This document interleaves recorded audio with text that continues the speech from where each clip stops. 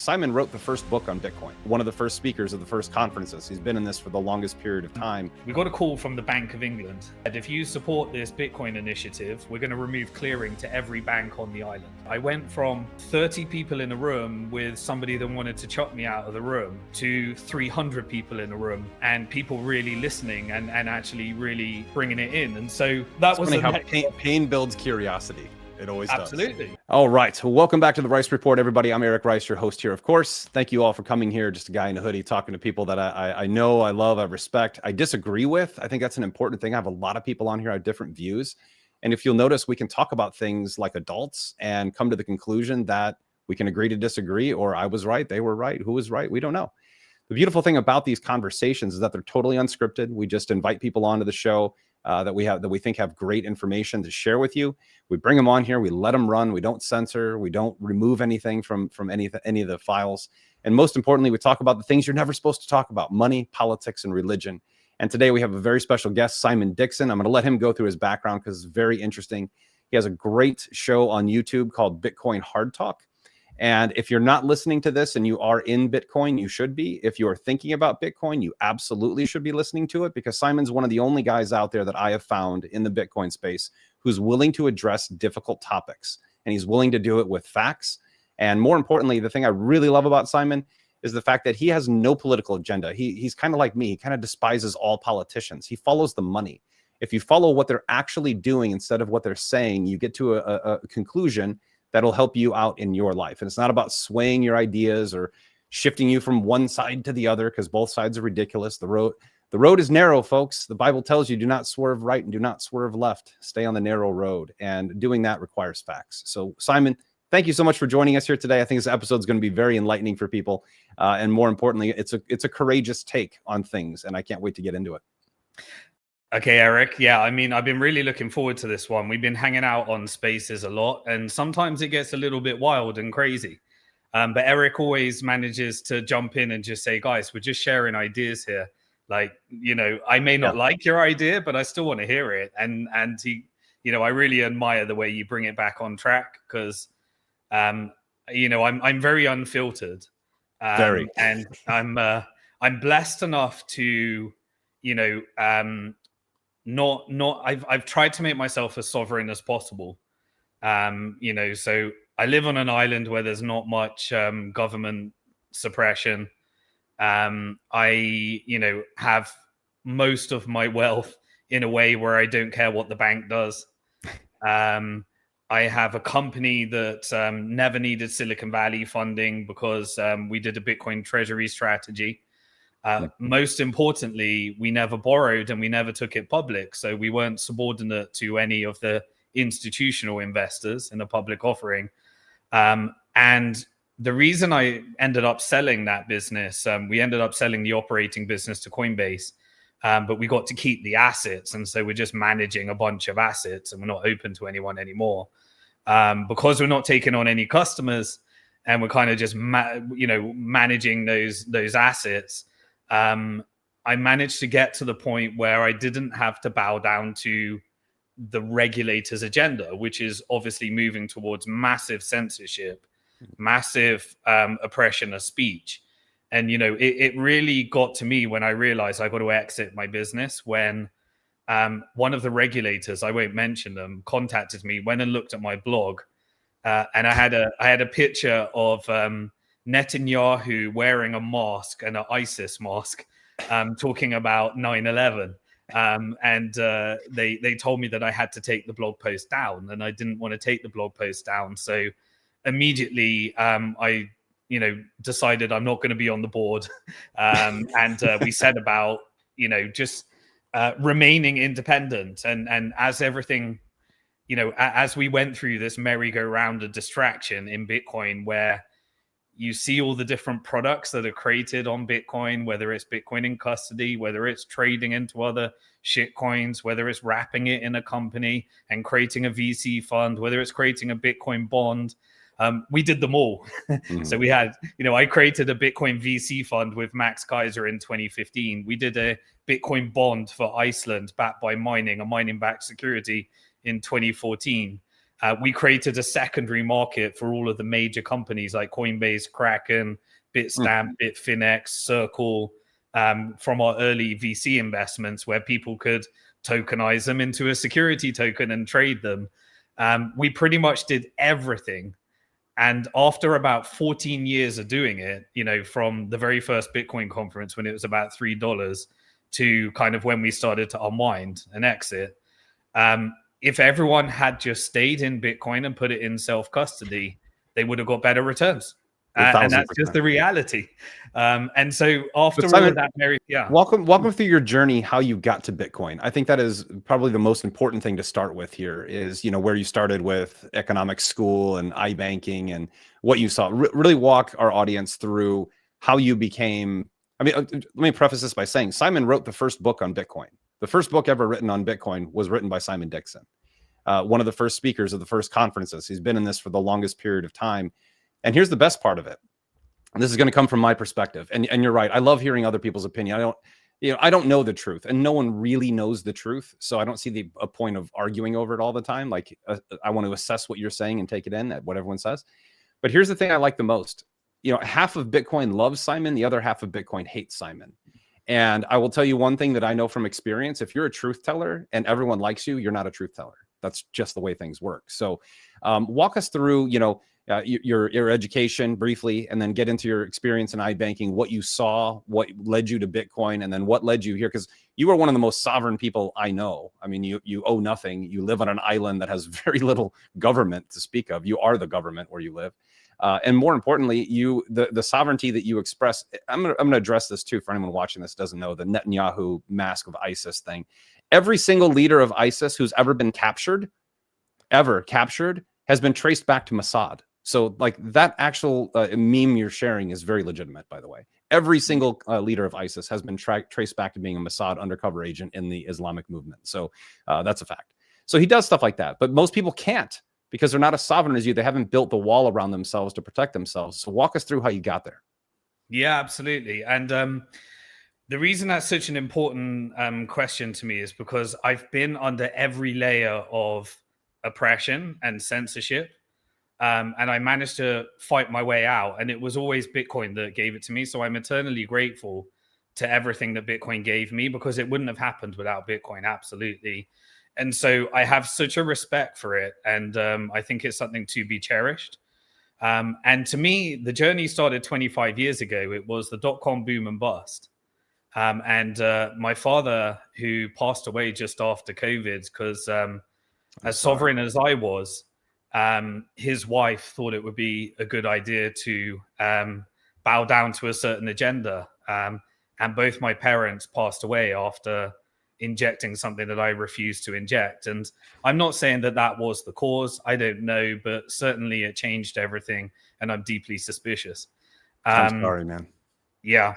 But like you, Eric, I'm a man of God. So I believe that they went to a better place. And that's a journey that we all look forward to at some point when we're ready to go. But in 2000, my father was so influential in my life. It was just a constant.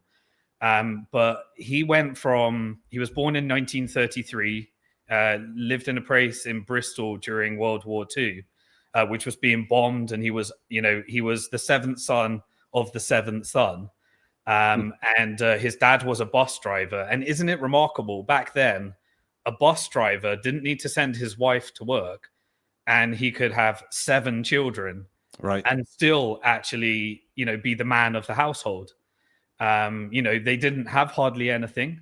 They, lived a very frugal life, and, many of them had to sleep in the same room and all sorts of stuff. So he went from rags, and he kind of broke away from the family. The rest of his family were very, did what they're meant to do, became school teachers or policemen or various other things. But he sought more, and with a very elaborate life, which I won't go through, borderline legal stroke illegal, ended up making £1 million. And he hit the point where he made £1 million and he thought, I can now retire. But he was a bit of a degenerate gambler as well, because he made a bunch of it through gambling and real estate and, Yeah, he bought a house in Kensington High Street for 12,000 pounds, like one of the richest. Was he a member of the? Was he part of Peaky Blinders, or what was he on there? Put it this way, he worked in casinos. He did a bit of driving for the Cray twins. He was flatmates with Jimi Hendrix. Oh wow! He had a very elaborate life. Wow. But as soon as he had children, which he never wanted, he became very responsible to those children. It completely changed his life. He meant so much to me because he always brought me up to. He wouldn't give me pocket money. He said, "Simon, what have you done to earn your wages this week?" When I was like 6 years old or something like that. He always. What I do with my son. Yeah. So he brought me up that way, and always said, what how are you going to make additional money? What business thing are you going to do? He was a wheeler and dealer. But when he retired, he made his £1 million, and for him, like £1 million was just unthinkable. He couldn't believe that he had £1 million in a bank, and so he. How old was your dad? He was born in 1933. So he was about 1933. He had me at age 48, so he was very late. Wow. And then he retired in round about 1998. Wow. Just enough to see, hey, this stock market trading thing's pretty interesting. And so he transferred £1 million from his bank account after selling all of his properties, paying off his mortgage, got completely debt free, and transferred it into a TD Waterhouse account, which is a stockbrokering account. And the worst thing that happened to him is he made money on the equivalent of shit coins, with these stock shit coins. And he started to believe he was a great trader. Yep. And this was the .com, boom, and every trade worked. And he'd tell me, and then suddenly he'd just get more and more into it. And then in 2000, the bubble burst, and he lost it all. Like he ended up turning it into about £70,000 left of his 1 million that he spent his whole life trying to earn. And he asked me one question, and I'll never forget this for the rest of my life. He was looking at his screen. It was like the beginning of online trading. And his TD Waterhouse account went down to 17. And he said, "Who took the money? Where? I don't get it. Where's the money?" He just could not figure out, where's the money. He was very physical, He believed wealth when he held money in his hand and when there was a property. Everything else was kind of, crazy money. He couldn't get his head around it. But I vowed to answer that question. And ever since, for 25 years. Went to the shorts. Just gets transferred. It's like energy. Absolutely. Money is like energy. Yeah, nothing disappears, but somebody ends up with it. Yep. And so I vowed to answer that question, and I've been obsessing over the topic of money to the point of borderline craziness and insanity ever since. Immediately I went and studied. I thought, okay, where do you learn? All right, I'll go do an economics degree. Wasn't that smart? Got to the best university I could. Then I was indoctrinated away from everything my dad had taught me. I went from wanting to create a business to wanting to get a job. By the end of it, I thought, I need after becoming a debt slave through student loans and credit. Mission accomplished. Exactly. I was like, I know what I need. I need a master's in economics now. So I did another master's in economics. And then after that, I was like, right, I don't think I know how anything works. I still don't know the answer to what happened to my dad's money after 4 years of becoming a master in economics. And so I started doing my professional financial advisory qualifications and finding out about all these different products. Then I was fully indoctrinated, deep in debt, educated as hell, had a master's degree, knew how to give financial advice, but still didn't know how to answer the question. So I knocked on the brokerage where my father lost all his money, TD Waterhouse. It was in the same place I went to university in Manchester, a place in northern England. Mm-hmm. With the famous football team, for anyone that's not from England. And I knocked on the door at TD Waterhouse, and I got my first job as a T-boy in the same brokerage where my father lost all his money, so I could figure out how he lost all his money. Pretty gangster, actually. I'm gonna tip my cap to you. That's like some Michael Corleone stuff. I like that. So anyway, I realized that actually stockbroking is salesmen, and I got pretty good at sales. And so I got really. I was good in the at business selling. too. I totally get it. Yeah. Yeah. So I learned how to sell stocks, and then I was like, well, who am I buying these stocks from? How does that work? And every time I buy a stock, you had to do at that time, it was you make a phone call to a market maker on the London Stock Exchange. And we built a relationship with this company. It was a Dutch investment bank called KBC Peel Hunt. And I asked them if I could get a job at KBC, and eventually a job came round. And they made me a market maker on the London Stock Exchange. It was an incredibly rare job, like very. Very hard to get. I would never have got into Goldman Sachs, but this was for, it was a reputable investment bank. They were very big on London Stock Exchange small cap stocks, which is where most manipulation is, where you actually, when you're in Goldman Sachs, you're like a cog in the wheel. You're never going to figure out the game. But when you're put on the market making desk, they say trade, make money. And you realize, okay, so what are these short positions? Why are we, what does it mean when we got a negative number of shares? And they were like, yeah, you need to go to the settlement desk and you need to try and find those shares. I'm like, what do you mean try and find those shares? Locate. All right, that's called naked short. Interesting. Yeah. Every day we would read in the England at the time called the Investors Chronicled. And people would publish an article. And then every time the article came out, like we'd have a sales trader from Goldman Sachs that would be selling into the article. And so I realized, all right, so this is how these investment recommendations work. The institutions are offloading while the retail are buying, all day long. And so I said, you know what? After doing years and years of that, I figured out how the market worked and how market manipulation worked. And then said, did you get a promotion at that point? Like, who are these companies? Where do they come from? And so I switched division and asked if I could get a job in the corporate finance department. And they gave me a job. I was really lucky, like, to go through this journey. And in corporate finance, my job was to go to meet venture capitalists that were looking to exit their position and prep them for doing a public offering on the London Stock Exchange alternative investment market. And so I started to realize, okay, so how does business work? What are these board members? What are these executives?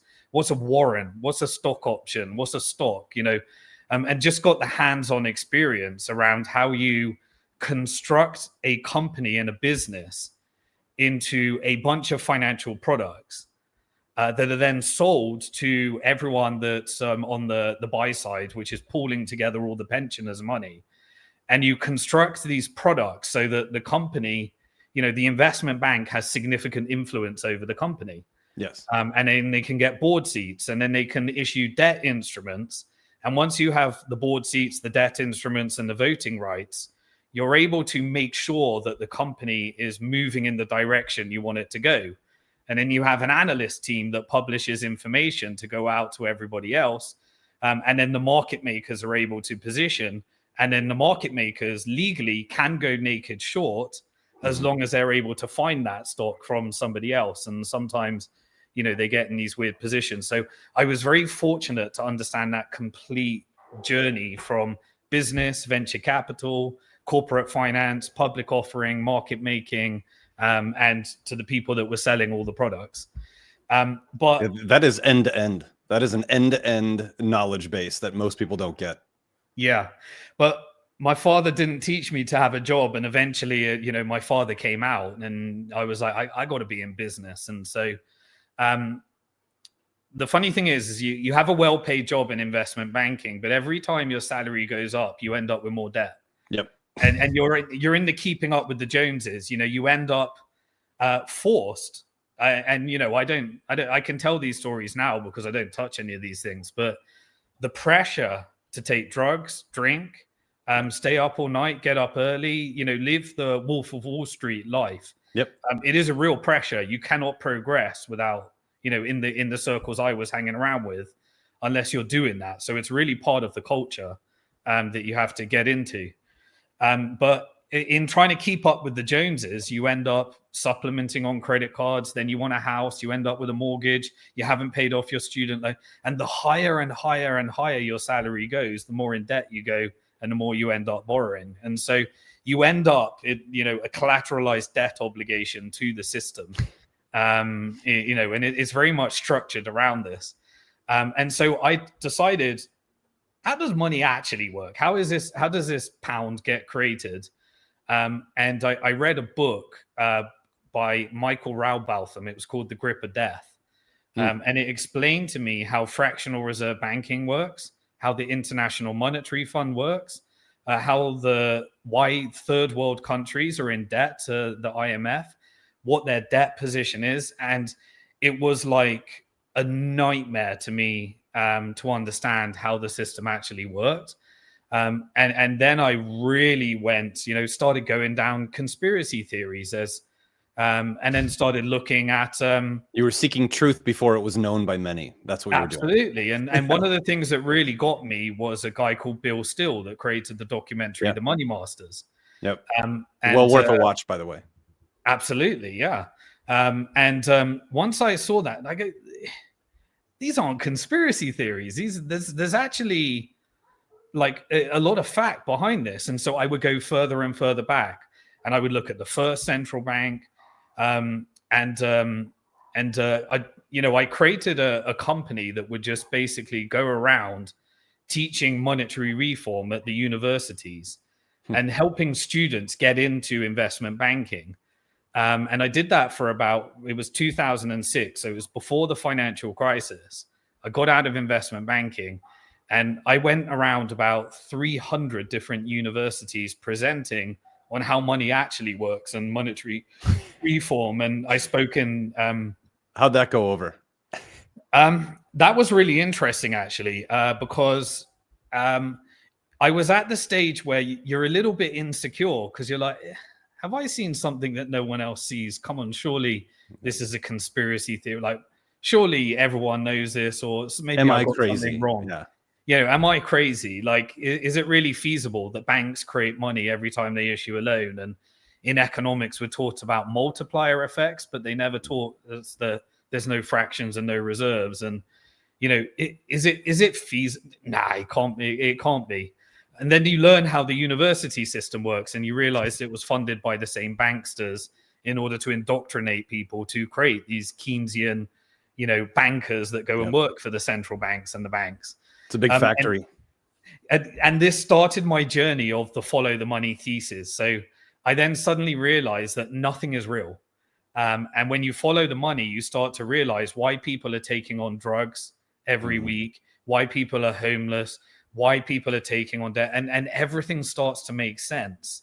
But it's this massive journey you have to go through.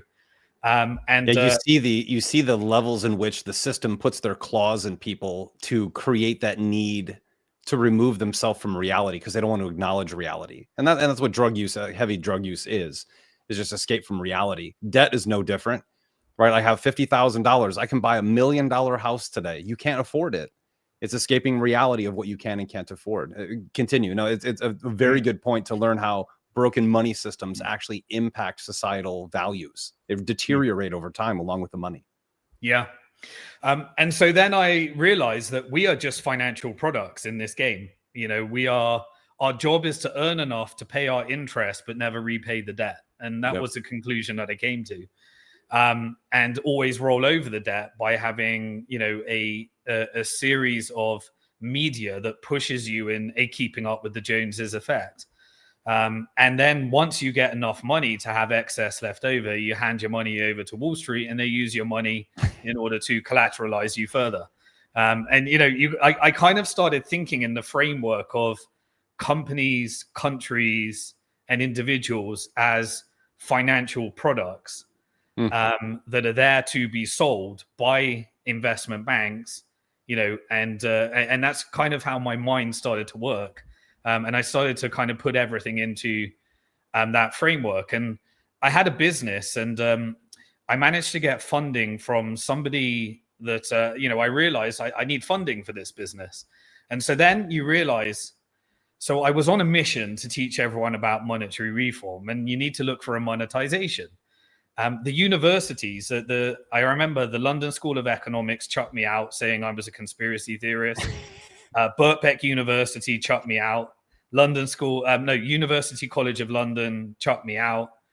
And I remember later there was a guy called Richard Werner who proved that banks. Everyone knows him now.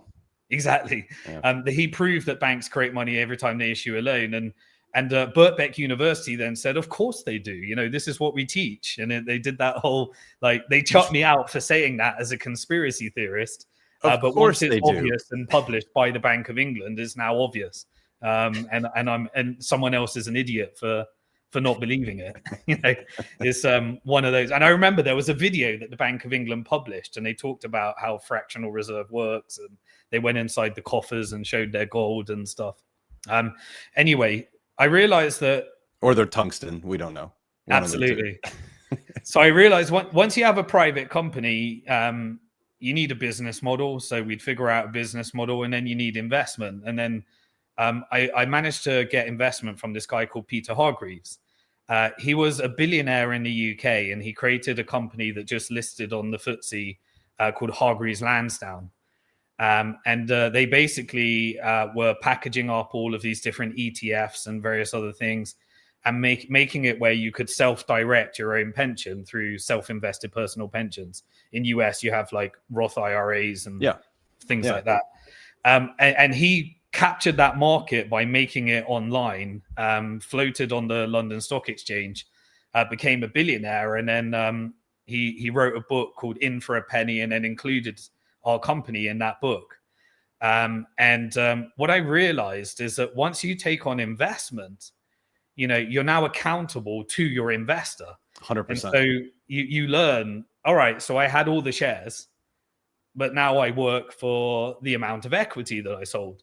It's just another and now job. I have governance, and I have to set up a board, and the shareholder gets to install their board, and they get to put certain covenants of preference shares where if I don't return, it converts into a debt. And you know, you start to learn these different products that are created in order to ensure that the investor is protected and they can influence the direction of the company.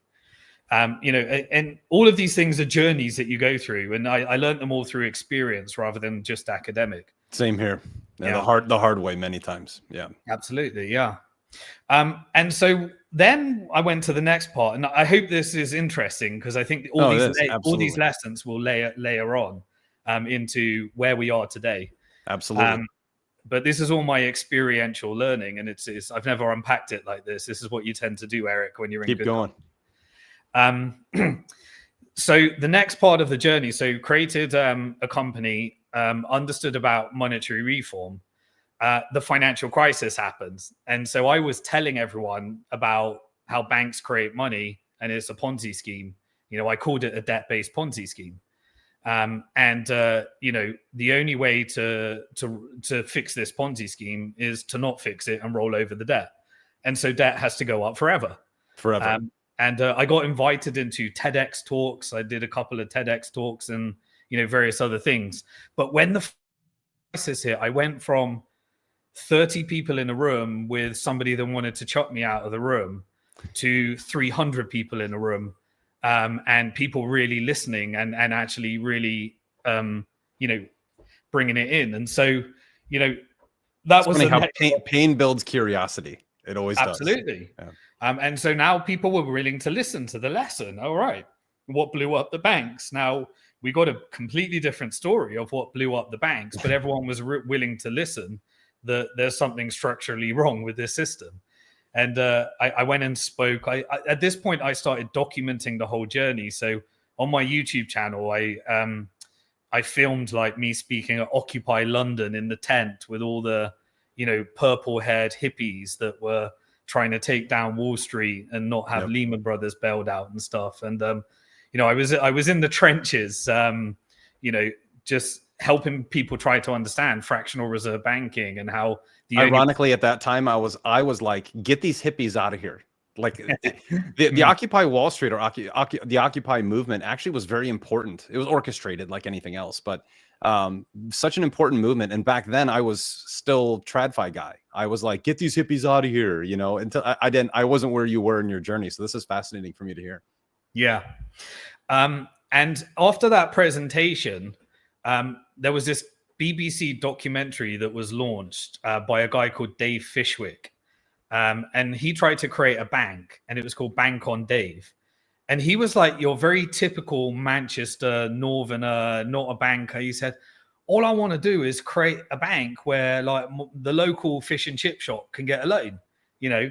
And he was like, and I just want people, the person on the street, you know, to get a mortgage and be a shareholder, and, you know, talking about these different types of never going to make it in the banking business, kid. Yeah.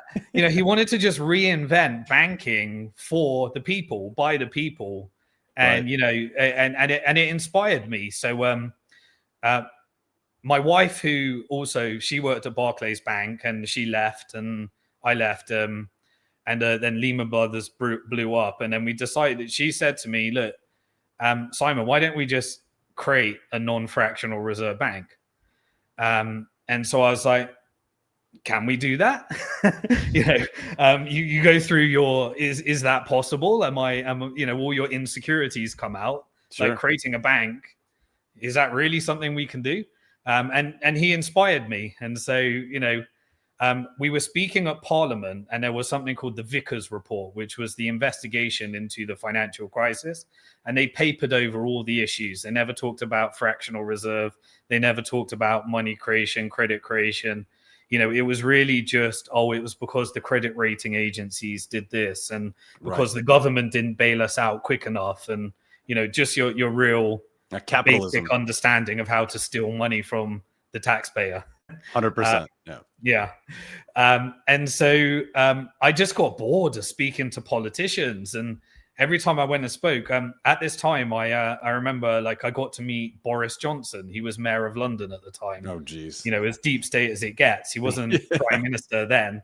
And I was very ignorant. I thought like politicians worked for people at this time. Me too. I thought they cared about the country. And I thought, if you can just sit down with a politician, you can change all the banking system. You can change the world. They all want to change the world and make it better for us.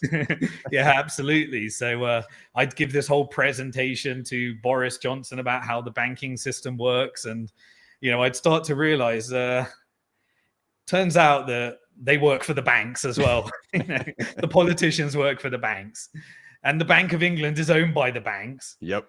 And the universities are teaching the banks syllabus. And you just suddenly realize, like, you know, that media and the description of it. Yeah. The credit rating agencies, they're owned by the banks. And those mortgage-backed securities, yeah, they were pounds that were created by the bank. Yep. And then they were packaged up by the investment bank, and they were sold to my pension, which was my money that I got from, you know, these, and you just realize, wow, like, this isn't a conspiracy theory. Banks do rule the world. Yep.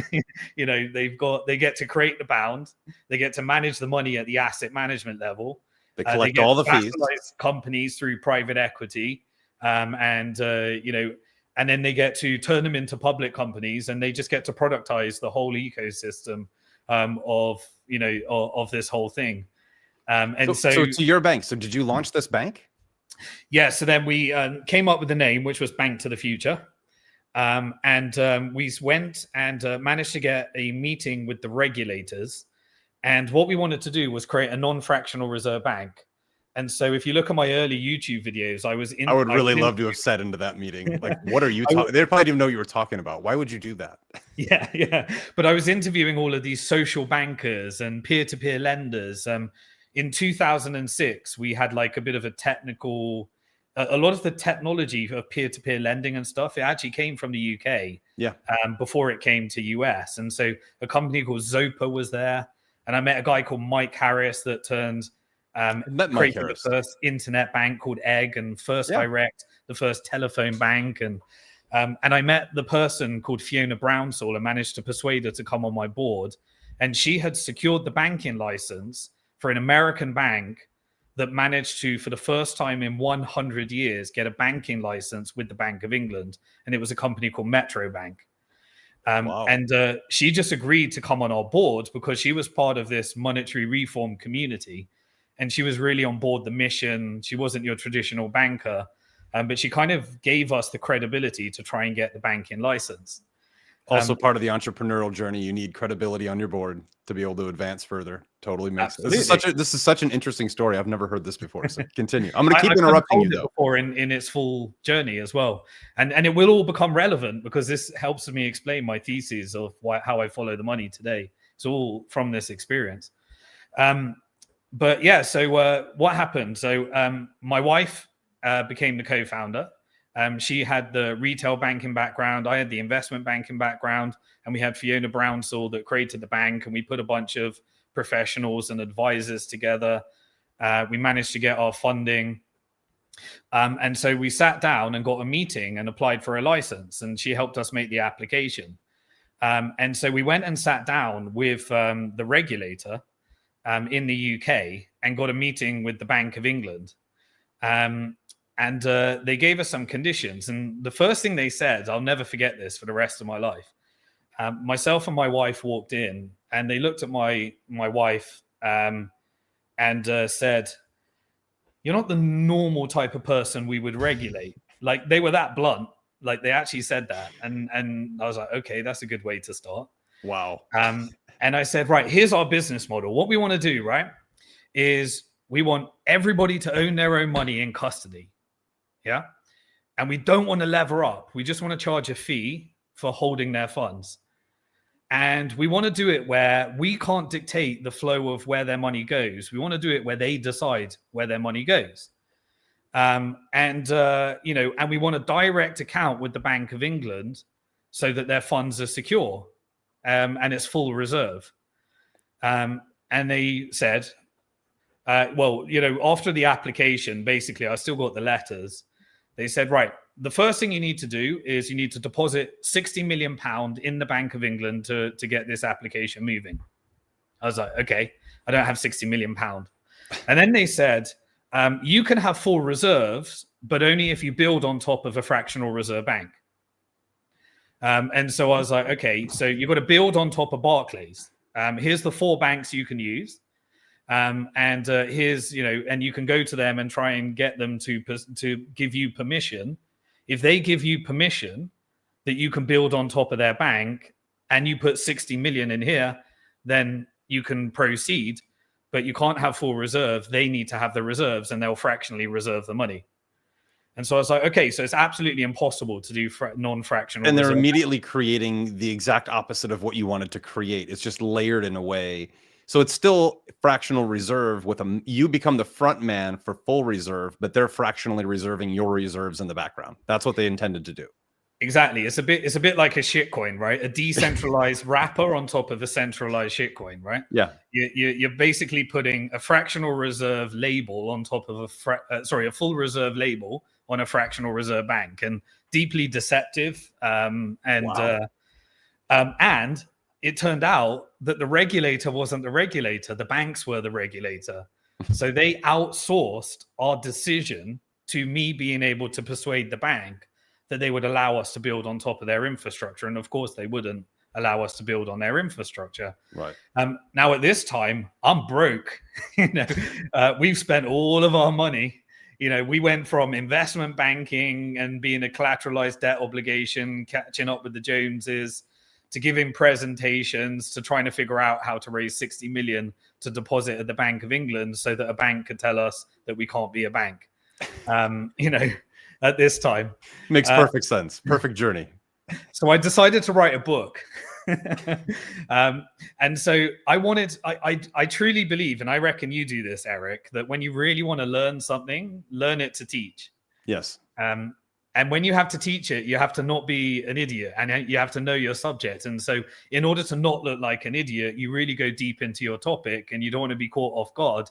So you start going down, really deep into the topic. So I started reading Bank Charter Act of 1694 papers on the Bank of England that were written in almost Shakespearean language, and and then I'd go further back to the Swedish central bank, and then I'd go further forward to the Napoleonic French central Oh, bank. you're looking behind me. Where is that? Behind me, you're looking at a Geneva Bible from 1560. So like, yeah, I understand the journey where you go through it and you're looking at stuff. You're going, is this how people used to talk? And by the way, third graders used to talk like this.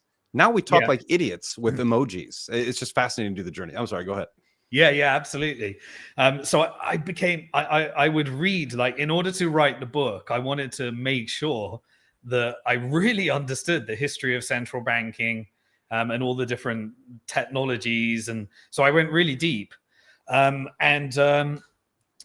remember giving a presentation, and I filmed all of this. It's all on my YouTube. I'd give presentations, teach it, and then put it in the book. While you're broke at this time. You guys have broke. Yeah, completely broke. I mean, beyond broke. I think I got fooled into the mortgage trap. Every bit of money I could put together went to paying interest on my mortgage. I barely had enough to, I'm in debt. Every month is about, I want to do this mission, but every month I got to figure out how to pay my interest. Yep.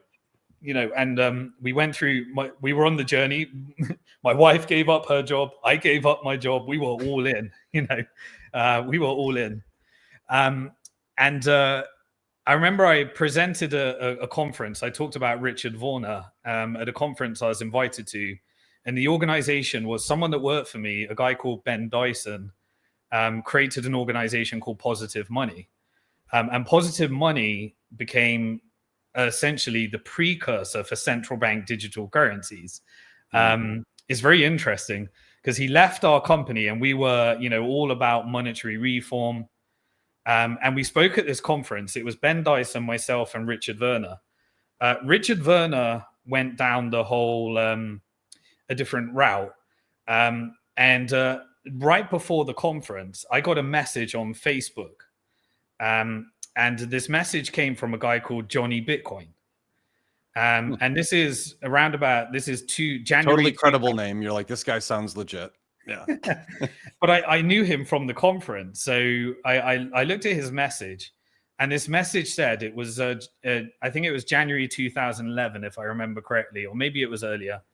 And it said, "Hey, Simon, I've sold my house and I've moved into a squat on Old Street with these developers that are working on a project called Bitcoin. And I've sold my house, I've sold all of it, and I put it all in Bitcoin." And I was like, what is Bitcoin? And he goes, "Check out this link." And then it linked to an article, one of the first ever articles on what Bitcoin was. And I was writing my book. So I was like, all right, yeah. So there is a way to create a non-fractional reserve bank. Maybe I don't need Barclays technology. Maybe this will save my company. Maybe I can build a whole thing on Bitcoin.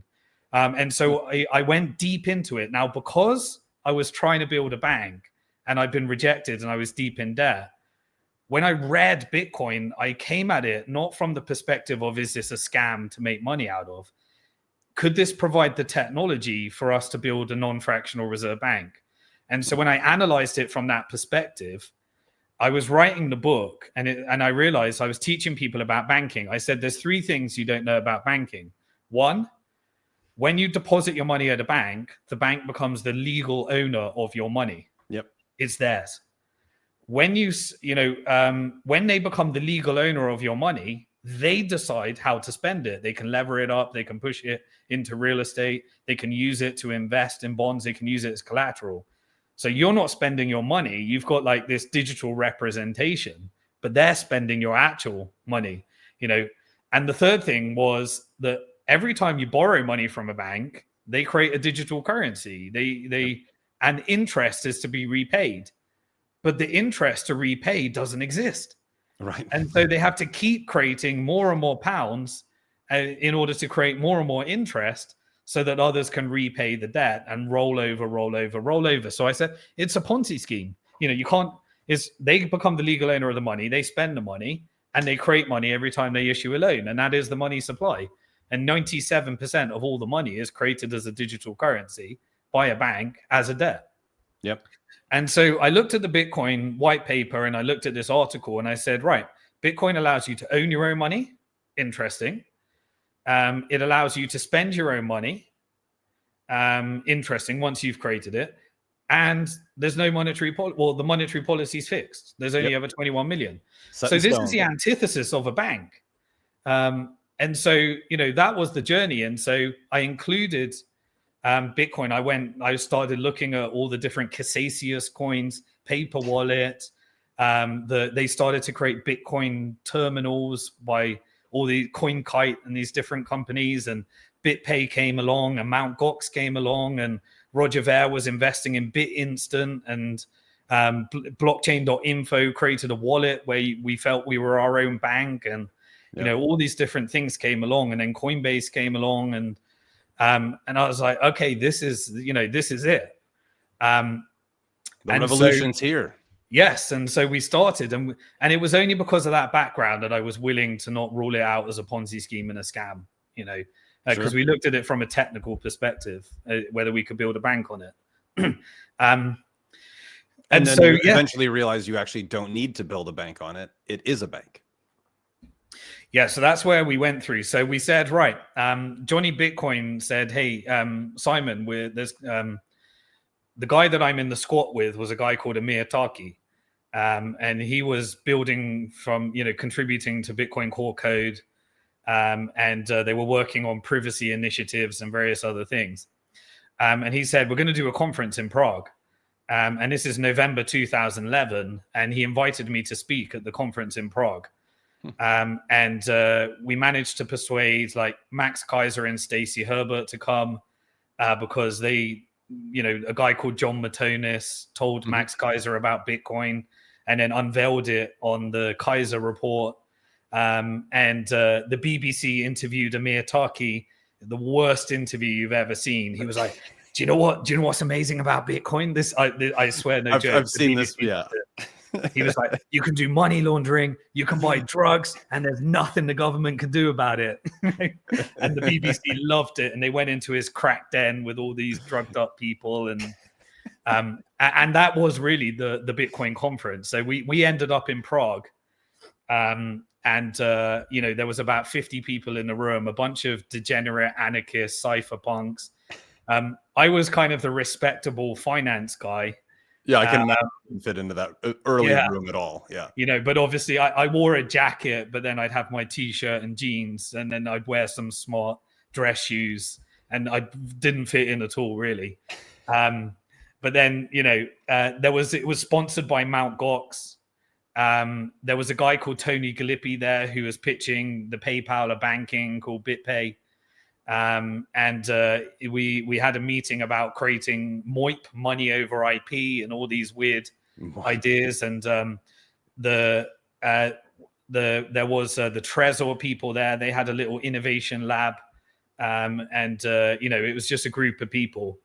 And I bought my first Bitcoin at $3. It was a Casacius coin, 5 Bitcoin on a Casacius coin, a physical coin.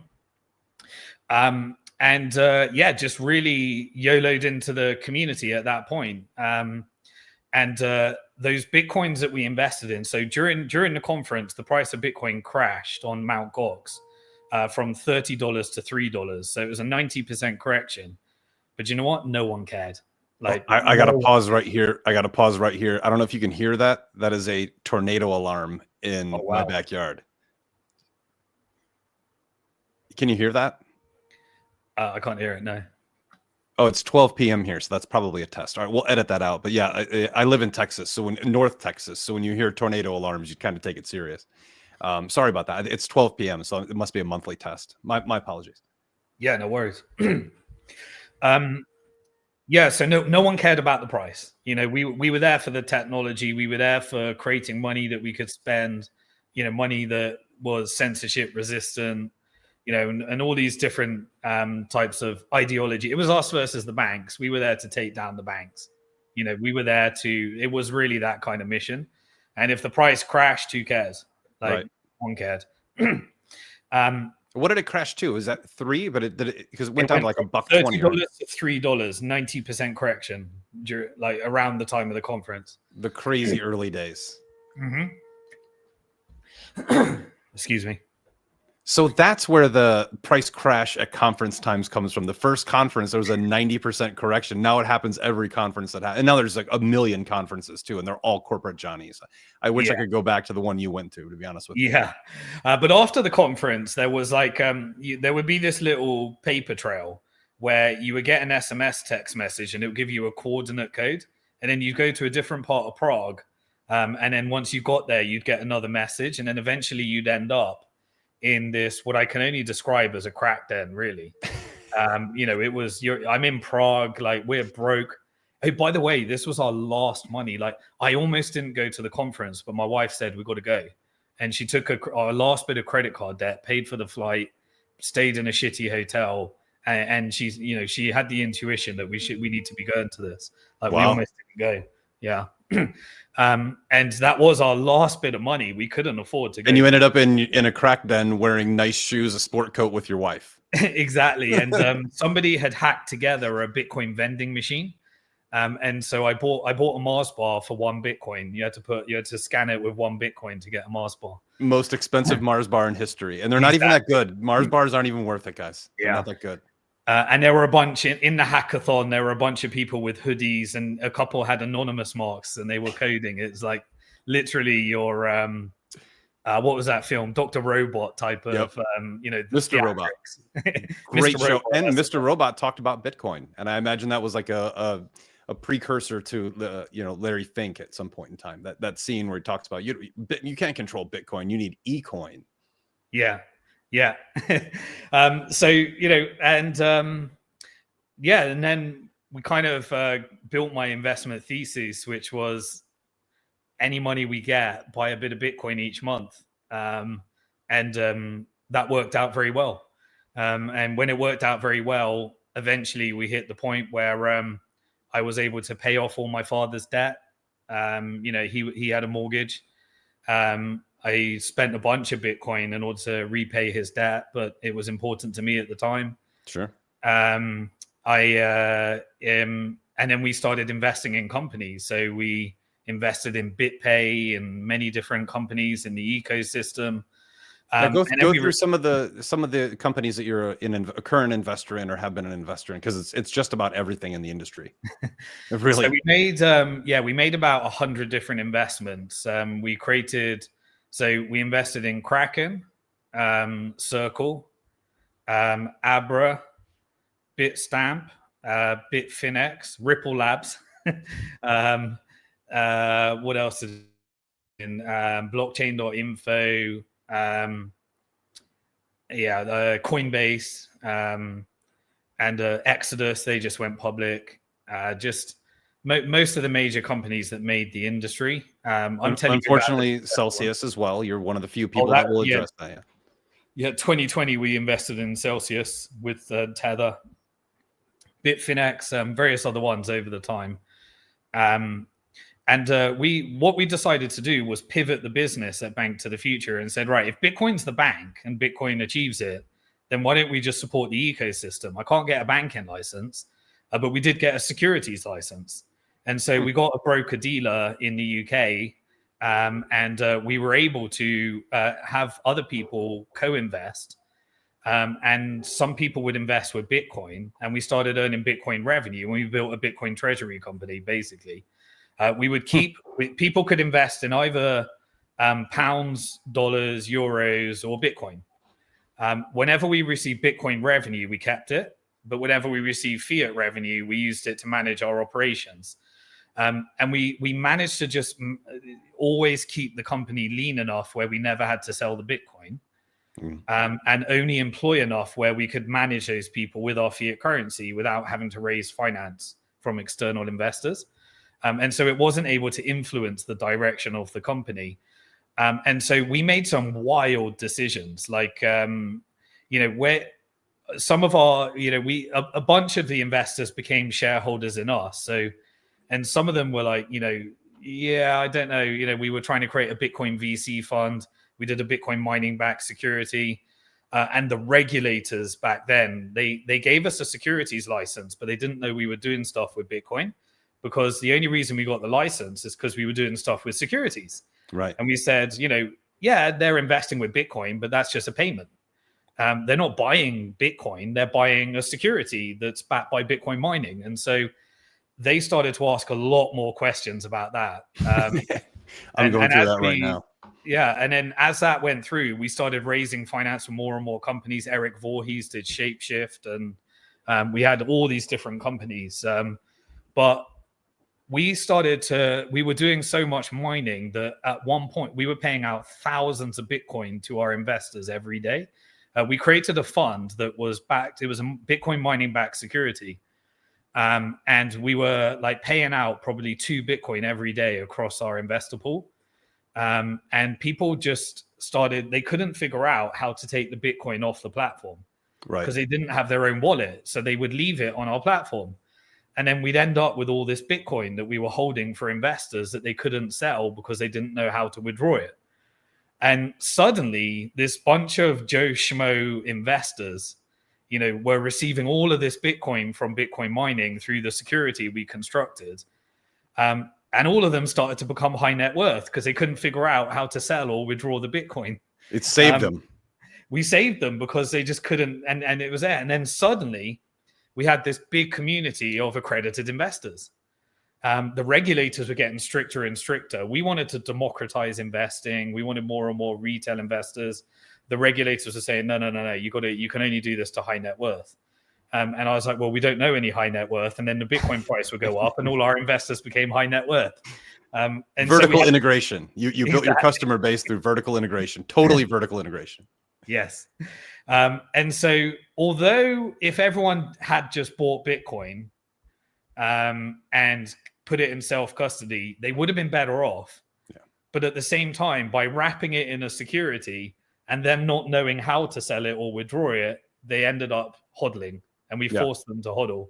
And it was all accidental. You couldn't make this stuff up, really. I mean, I guess you could say it was a business plan, but we were just trying to support the community. We were just trying to make this stuff work.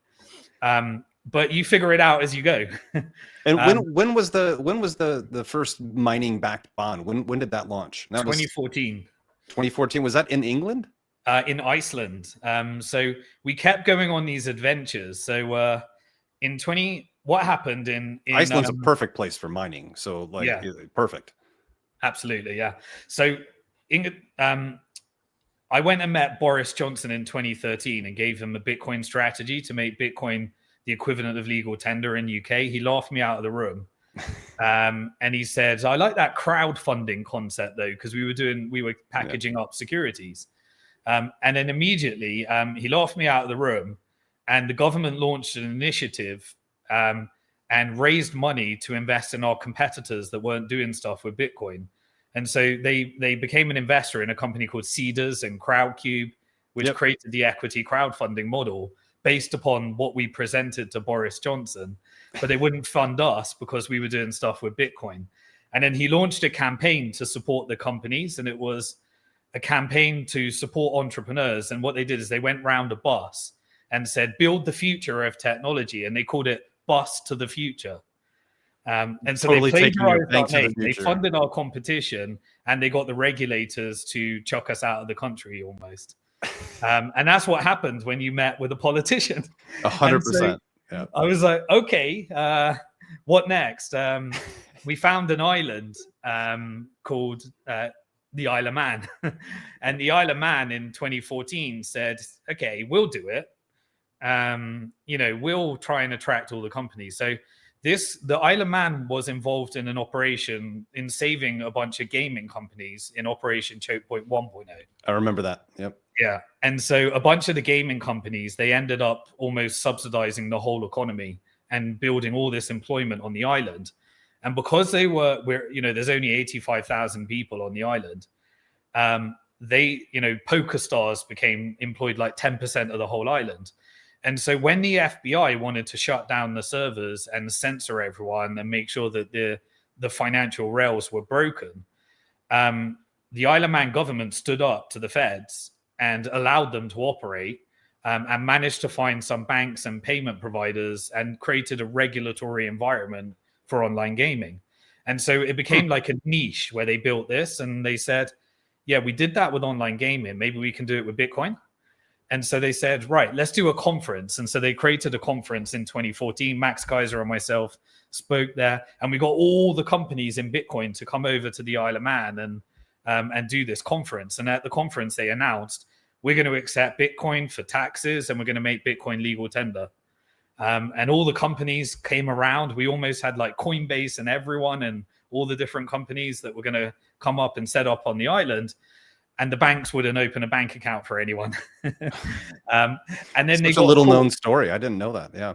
Yeah. And then the governments were ready to do it. They were ready to accept taxes. And suddenly the government went cold turkey. And one of the finance minister told me afterwards, he said, Simon, we got a call from the Bank of England. And the Bank of England said, if you support this Bitcoin initiative, we're going to remove clearing to every bank on the island. Yep. So they were going to destroy the whole financial system, which would take down PokerStars, all the gaming, everything. So no government could do it. So the Bank of England ruled the government. Yeah, you know, you were living testimony of that. You know, the government stood up in Operation Choke Point 1.0, but only because they wanted to create the gaming industry, and they had, you know, there were vested interests that were able to make that happen. And clearly in the gaming industry, there were some people at the top of those companies that were in the right club in order to make that happen, call the Federal Reserve and then calm down the feds and say, yeah, I had friends that had to move to Costa Rica at that time who were running online poker sites. I was a big poker player at that time. So yeah, that story tracks, and it tracks because, you know, hearing these stories, I think, is important because it breaks a lot of ghost stories about Bitcoin. Because you always hear, oh, the central banks created Bitcoin. No, they did everything they possibly could to fight it constantly, overtly and covertly. So like you're hearing inside information of a finance minister telling you this is what happened. But the online poker was interesting to me because at the time I was like, it's poker. You know, it's not like they're offering blackjack or something, you know, it's poker. But there was nefarious things happening with fake players. You'd sit at a table. There's a guy with 9 monitors. He's the other 9 players stealing your money. Like all this stuff happened. But the real agenda there was that it was unprotected and untaxed. That was the only problem. Like, look at America now. You can't watch a football game without 50,000 gambling ads. It's now legal here. So that online gaming, you know, this is part of the, like, I'm a narrative person. Like I read through narratives to find truth. And at that time, you hear all these guys were like illegal people doing, they were running a poker room, which is run all over the world. People have been running poker rooms since poker was invented, but they decided to do it online. And the problem with doing it online in Costa Rica or Isle of Man is that the major central banks were collecting tax revenue from it. That was the issue, because they're all legal now in just about every state in the country and most countries around the world. So fascinating to hear the inside scoop. So I'm going to pause you here. So there are just to kind of give you an education from a viewer standpoint, because this is going to get deep. This is the first hour. That's going to get deep into the history of Bitcoin and breaking through the narratives, because there's truth and there's lies and there's narrative spins around it. And this is what got me in. I got in for the anti-censorship. I don't make any bones about that. I am very much a freedom maximalist, and I started looking at all the other tokens, and you just start realizing, wow, this is decentralized, but there's like 4 corporate servers in 8 offices around the world, ran by the company under a foundation. It's still the company, but it's a foundation doing it. Just like, it's very scammy stuff that you learn in finance, right? You want to shelter money, you create a foundation. It's still your money, but it's not your money for tax purposes. So you start hearing these things. As we get deeper into this, I think it's important that you ran through this, because there's really not many people in Bitcoin that have met the people you've met, seen the people that you've encountered, seen the things that you've seen, and have direct access to the original cypherpunk. You know, people, I often hear this ghost, it was created by the CIA. Well, then who are all these cypherpunks and all these thousands of apartments around the world that literally sold everything they had to build an infrastructure, a moat from corruption? Like, that is part of the story that, you know, if you're a non-Bitcoiner, you don't hear. All you hear is, oh, it's a CIA. Look, Satoshi means central intelligence, like all these decodes that are just ridiculous, because math is math. And I think that all of these layered operations, these layered narratives, are all been designed to keep you away from Bitcoin. All of them. including altcoins, which have operated as unlicensed securities for 13 years. So you'd never buy Bitcoin. Oh, this one's more attractive because this company in Silicon Valley created it. So as we get into this, I think it's important that thank you for sharing that, because unpacking that is extremely beneficial for me to understand where you're coming from, because I watched your 90-minute episode on, did the CIA create Bitcoin? You're the only Bitcoiner I've met who has addressed this. I address it to people all the time. I do it pretty simply because I'm like, if they did, it doesn't matter, because once you put the key in the lock and break the key, there's no changing it. Once it's open sourced, it's open sourced. And then I go through the whole analogy of like, the only attack vector left on Bitcoin realistically is owning it all. That's the attack vector that's left. And that's exactly what they're doing. Like, that attack vector is happening. So you've seen all the other ones, bad for the environment. That actually got me into mining, by the way, because mining is so good for the environment, the way it's being done today. Off-grid carbon capture, captured energy, stored energy. There's people that are mining with seaweed, creating methane out of seaweed right now. There's such innovations that are happening. It's amazing.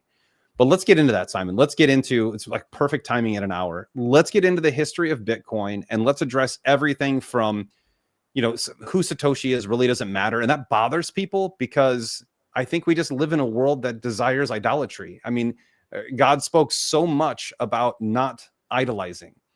So much even that the second commandment in the Bible is do not create idols of anything on heaven or earth. Yet we create idols all the time. Do we need, like, I also am very opposed to the Bitcoiners who associate, Satoshi with Jesus, or that Bitcoin is some god. It is a useful tool created by someone. We don't know. It doesn't matter, because I don't know who invented the hammer. I don't know who invented the wheel. I don't know who invented fire, but I use them every day and they actually make my life better. Maybe not a hammer. I don't use a hammer very much, Simon. In my teens when I was doing roofing, I did, but not anymore. But yeah, these are important things to walk through. So let's go through that. I love the ghost story conversation, because let's just get it out there, right? Like, let's just debunk what we can, admit what we can't debunk, and then recognize that math is math. So let's start with that journey and kind of rewind your 90-minute episode, because it was, if you haven't seen it, go to Bitcoin Hard Talk on YouTube and download the video or watch the video. It's really good. I'm going to try to summarize it here. We don't need to get such into detail, because you were playing videos, you were giving examples. We're not going to do that here. We're just going to have a conversation and run through it all, because you don't need any prep for this. This has been your life since 2011. So let's begin with the who's Satoshi. Was it created by the CIA? How has it been infiltrated? Did Epstein create it? And that's, by the way, the most ridiculous thing. Some guy who gave other people money, he all of a sudden controls Bitcoin. Ridiculous. But let's get through that. Let's start. Yeah. Okay. So, firstly, there was a cypherpunk movement. There was a digital currency movement. And I personally believe it's actually infeasible that we wouldn't know who Satoshi Nakamoto is today if the CIA didn't already know. Correct. So I believe the NSA, the CIA, the intelligence community, they know, or somebody knows. But I do believe that it was created from much technology that came from, Pentagon budgets and intelligence budgets. But most importantly, it was created with open source code. And so in the video, I go through, by pulling up people like, Uncle Jack and different people, and Richard Warner and different people. And I pulled together all of their different theories and then tied it in together with my experience. But, before Bitcoin, there was DigiCash. And DigiCash was connected to David Chom. And David Chom was connected to certain funding from various groups of later involved in the PayPal mafia. And prior to that, there was a connection with Meyer Lansky, who was involved in, some of the funding networks connected to the mob. Yep. Yeah. Well, little thing on Meyer Lansky. He was the only Jew in the mob. He was the one who sat on the commission with Lucky Luciano and the other founding fathers of the mafia. He also never spent a day in jail, not a single day. And I think it's like, if you don't know who Meyer Lansky is, Meyer Lansky was basically the mastermind, accountant, and money launderer for the United States Italian mafia. That's a pretty good summary of who he was. He was also very well connected. Yeah, so in the early days, you obviously had the Italian mafia and the partnership with the financial side with the Jewish mob. And I just want to say this because in talking about Jewish mob, people think that I'm talking about all Jews or something like Yeah, that. no. It's just like the Italian mafia. It doesn't mean all Italians are in the mafia. It just means there is a mafia that identifies with Italy, and being That's right. Italian. And there is a mob that identifies with being, ethnically Jewish. Yes. And so There's also a Greek mob, an Irish mob. People underestimate, because all you hear about is the Italian mafia. I'm from Chicagoan, so we've heard all those stories and met the guys. The Irish mob was brutal, the most violent of them all, and the Jewish mafia basically controlled the money sources for all of them. Like, if you understand the history of these mafias, you understand that there have been many, and the only one they make movies about is the Italians, which the Italians take offense to all the time. Yeah, absolutely. But because obviously in the intelligence network, you got the whole Israeli story and Mossad and the connections to CIA and all that stuff, there's been very deliberate operations to engineer a cognitive dissonance. So when you say something like that, you're being anti-Semitic and you hate all Jews and you're trying to exterminate them in a Holocaust or something. Oh, yeah. I did a 3-hour anti-Zionist video that YouTube wouldn't allow. It's on Rumble. You should probably watch. It's right at the top of my Rumble channel, breaking this. Neither one. I think you're Jewish, right? Like, you're born Jewish. So, well, like, yeah, I mean, my mother is Jewish, my father's Christian, and I'm a Muslim by faith. And so we'll work on that. I mean, they call you ethnically Jewish. I'd say my mom was very atheist. Like, she'd call herself a Jew, but that's ethnicity, and she wasn't a religious person in any way, shape, or form. But when you say these things and when you're involved in the circles and having the conversations that we have, people make conspiracy theories of all sorts of stuff. And you can imagine, I've been involved in Bitcoin from the early days. There's the Jewish conspiracy. I talk truth to things that no one would ever talk about. So I'm like a conspiracy theorist, like Dream, in terms of connecting the narrative and the story that you'd like. But I kind of took the thing that I've published my whole journey. And I share everything. I can kind of go back and say, see, I was at that conference because I filmed it and published it. And that's kind of my I'm an open book in that sense. And it's important. Like, I have plenty of Jewish friends, and I talk about Jewish things to them all the time, and they don't get offended because I'm just talking about history and relaying the fact that someone who did something was Jewish. That's not a bad thing to say. So we're not blanket stating anyone. If you want to take it that way, take it that way. I don't think either one of us will take offense to that, because you're taking offense to it, not us. What we'll be going through is just simple history and stating facts. There's no ill intent for innocent people, but it's fascinating how when people are Christian or Muslim, they identify that right away, right? They did something wrong. They were a false prophet, or all these other things. It's just fascinating. So we don't need to do that on my show. You don't need to go through that. Yeah, no, definitely. I mean, I like talking about these things because I do actually see that there's a lot of crossover between, theology and finance, and the different aspects of usury between Jewish faith, Christian faith, and Islam. So that's an interesting topic. We're not going to go. Well, the only faith that allows it is Jewish. But not to each other. Right. Correct. Only to us. Yeah. These are facts. And yet somehow we ended up codifying usury into the fabric of money, where we all by default cannot function without engaging in usury just by having money in our bank. And so, it's codified the very degeneracy and sin into our financial system, to the point where we have to kind of cleanse our money. Mm-hmm. And you talked about comparing Bitcoin to God, Jesus, and various other things. I don't like blasphemy. It when people do that as well. It's blasphemy. Like, I believe we have a creator. The creator has a plan. There was a tool that was given to us called Bitcoin. Bitcoin doesn't solve everything. It just gives us a tool to use, and hopefully gives you enough time to find out what's really important in the world, and what difference you can make in the world and how to serve our creator more. I agree with I that. have a different book on how to do it. You have a different book. But I believe everyone that's on that mission, is doing what Bitcoin enables you to do. But it's certainly not, it doesn't solve everything. There are still people that can take Bitcoin and do all sorts of criminal activities, degenerate activities, gamble with it. And that kind of goes into, I know we've gone off on a bit of a side point, but, as a Sufi Muslim, we believe that money has energy and spiritual energy. And the money, the wealth that you are given, you work for it, but, God determines whether you get it or not ultimately. It comes with energy. And if that energy is achieved through evil means, things out of line with, sustainable humankind, then I believe it either comes with very, very bad side effects or it's lost. Mm-hmm. If you can get in touch with your spiritual belief, connect that to the money, and then the money can be a force for good, I believe it multiplies many times over. And any time I've gone off track, like borrowing against it in Celsius or funding a company and engaging in degeneracy by buying shit coins, I've lost it. And there's this amazing energy that comes with that.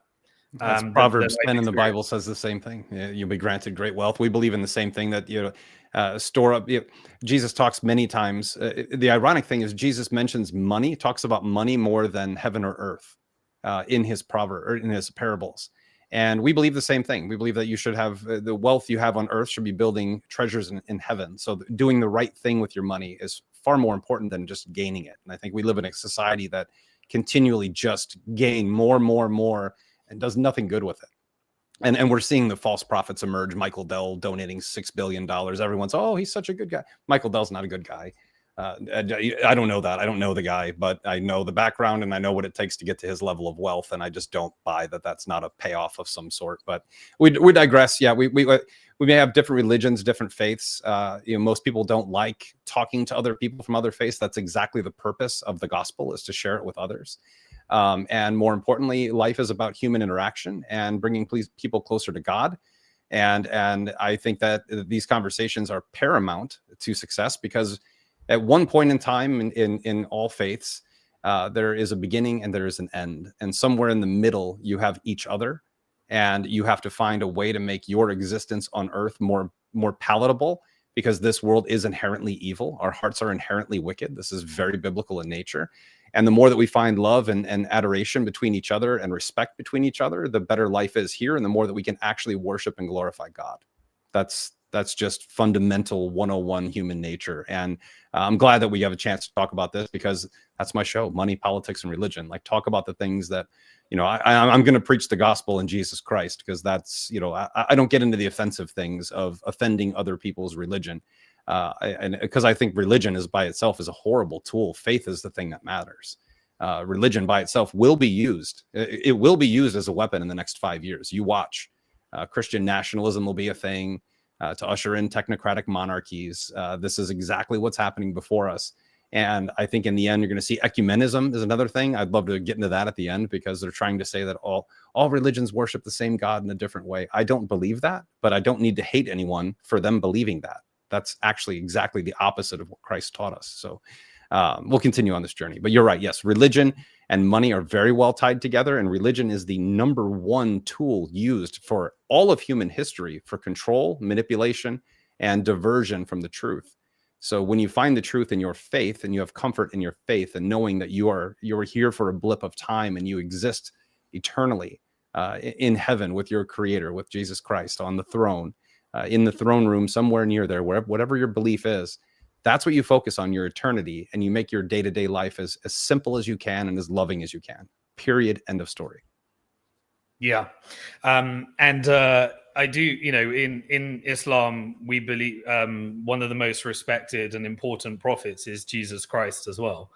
And so, obviously he, in Christian theology, would expel the usurers from the temple. And usury is a very important thing. And that really ties into many of the ops that exist today in order to weaponize religion.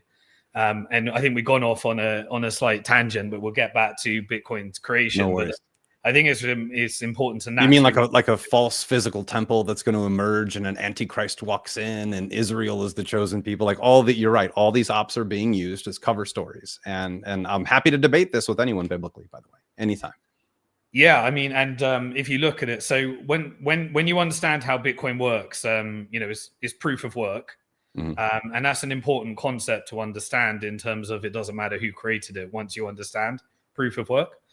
But I call the antithesis to that in fiat currency proof of weapons, and it weaponizes technology, it weaponizes military might, it weaponizes financial weapons of mass destruction, it weaponizes media, it weaponizes religion. And when you really understand what's going on today, you'll know that Israel was actually an intelligence operation, and it was actually to radicalize Christians through interpretations of scripture, to make people, the Christians in America, predominantly evangelical Christians, believe that they need to protect the political the political Israel, as opposed to the orthodox scriptural interpretations.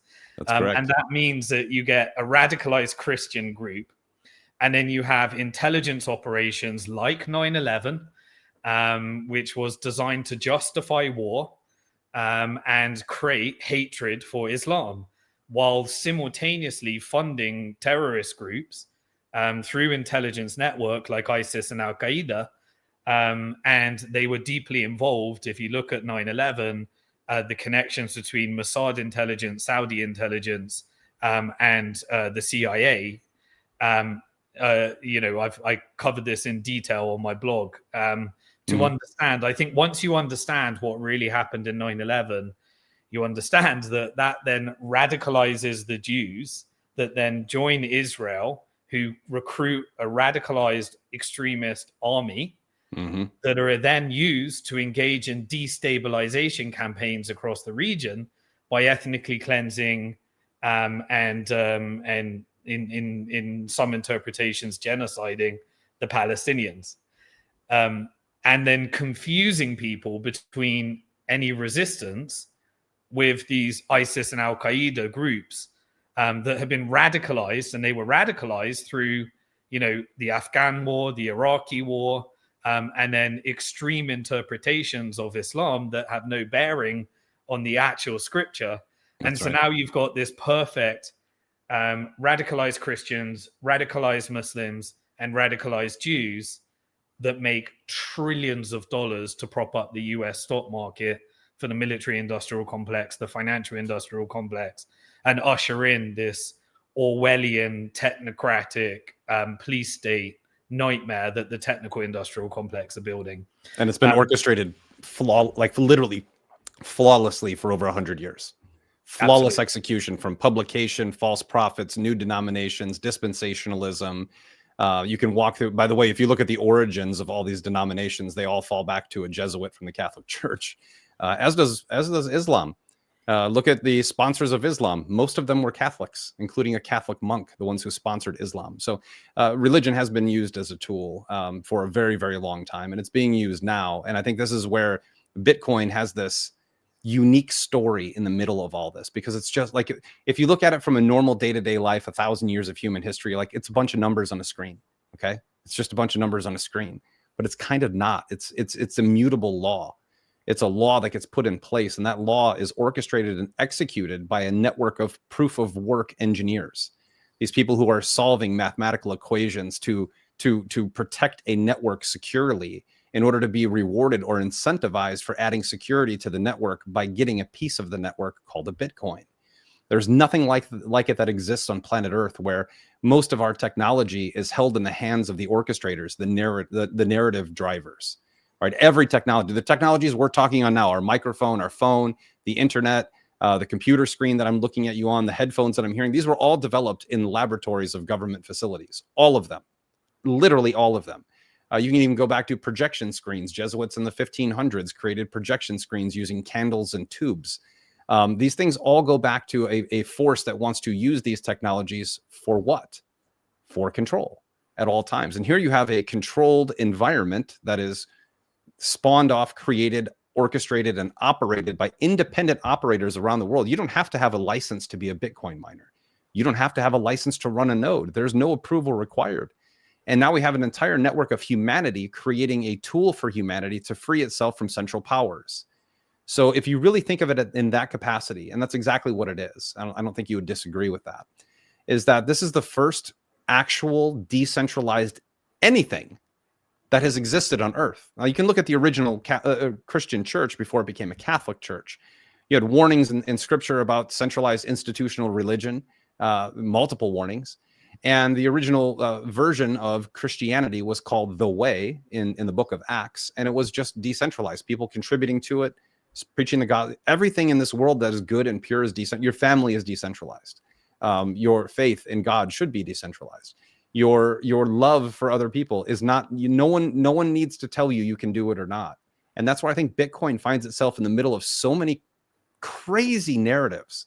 Some of them are true, by the way, but crazy narratives because the central authorities of this world cannot stand anything outside of their power. That is the entire premise of becoming a politician, is to exercise power upon the people.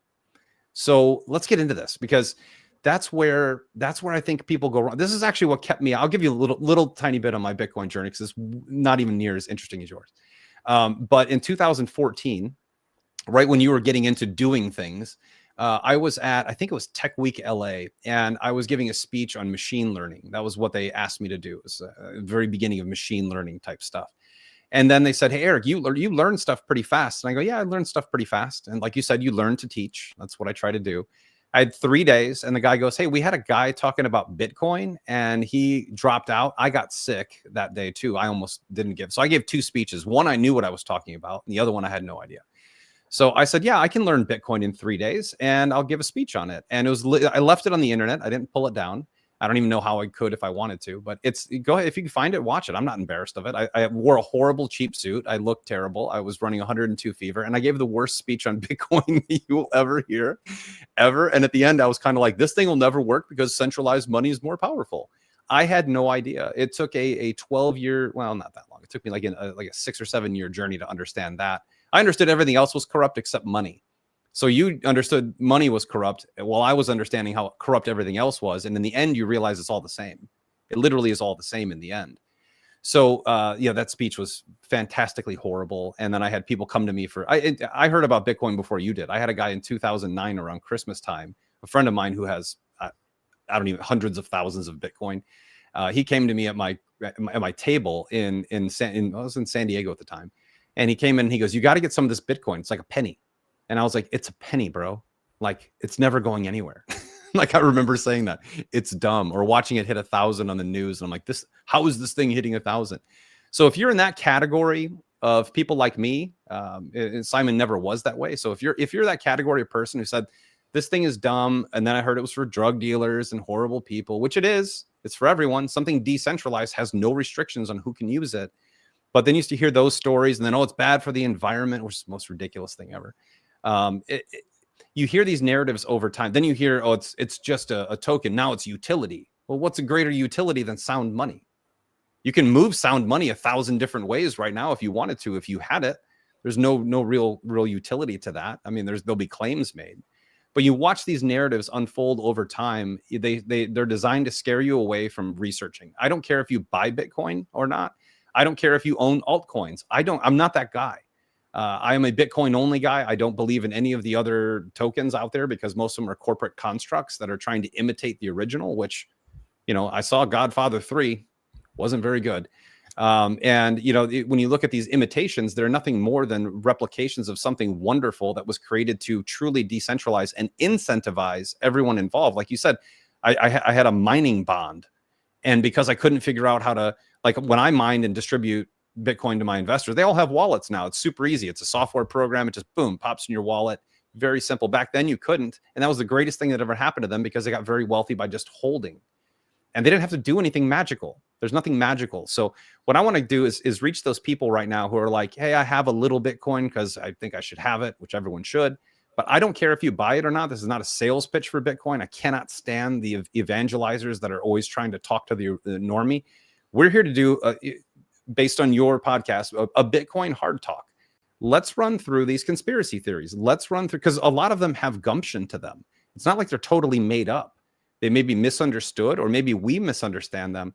I'm a pretty good interpreter of narratives and where they're trying to go. And the thing that drove me towards Bitcoin is the hatred, overt hatred from the people who hate me, right? Like the people who hate me and want to enslave and imprison me, they hated Bitcoin. That immediately drew my attention in 2019. I just immediately said, wow, these guys hate this. I like it, right? I generally like the politician everyone hates. That's kind of the Trump story. Whether, politics is politics. But when you look at asset classes, or you look at ideas, because ideas are the one thing they can't stop. They can shut you down on the internet. They can't stop good ideas from being spread across the world. And I think Bitcoin's a great idea, maybe the best of our lifetime. That's time has come. So let's run through all the ghost stories. Let's do the hard things. CIA, NSA, Epstein, Trojan horse. This is the funniest one to me, that Bitcoin is a Trojan horse for the CBDC. Okay. This actually isn't untrue. This isn't untrue. It certainly can be used. And the theory is so dumb that it's true. So the theory I hear that Bitcoin's a Trojan horse, when people hear that, they think Bitcoin will be the CBDC. That's not what that theory is saying. They're saying they're getting you used to using digital wallets and making digital payments so that providing a CBDC later will be easier. And I guarantee that's going to happen somewhere in the world, probably out by you first. It'll certainly be in Europe first.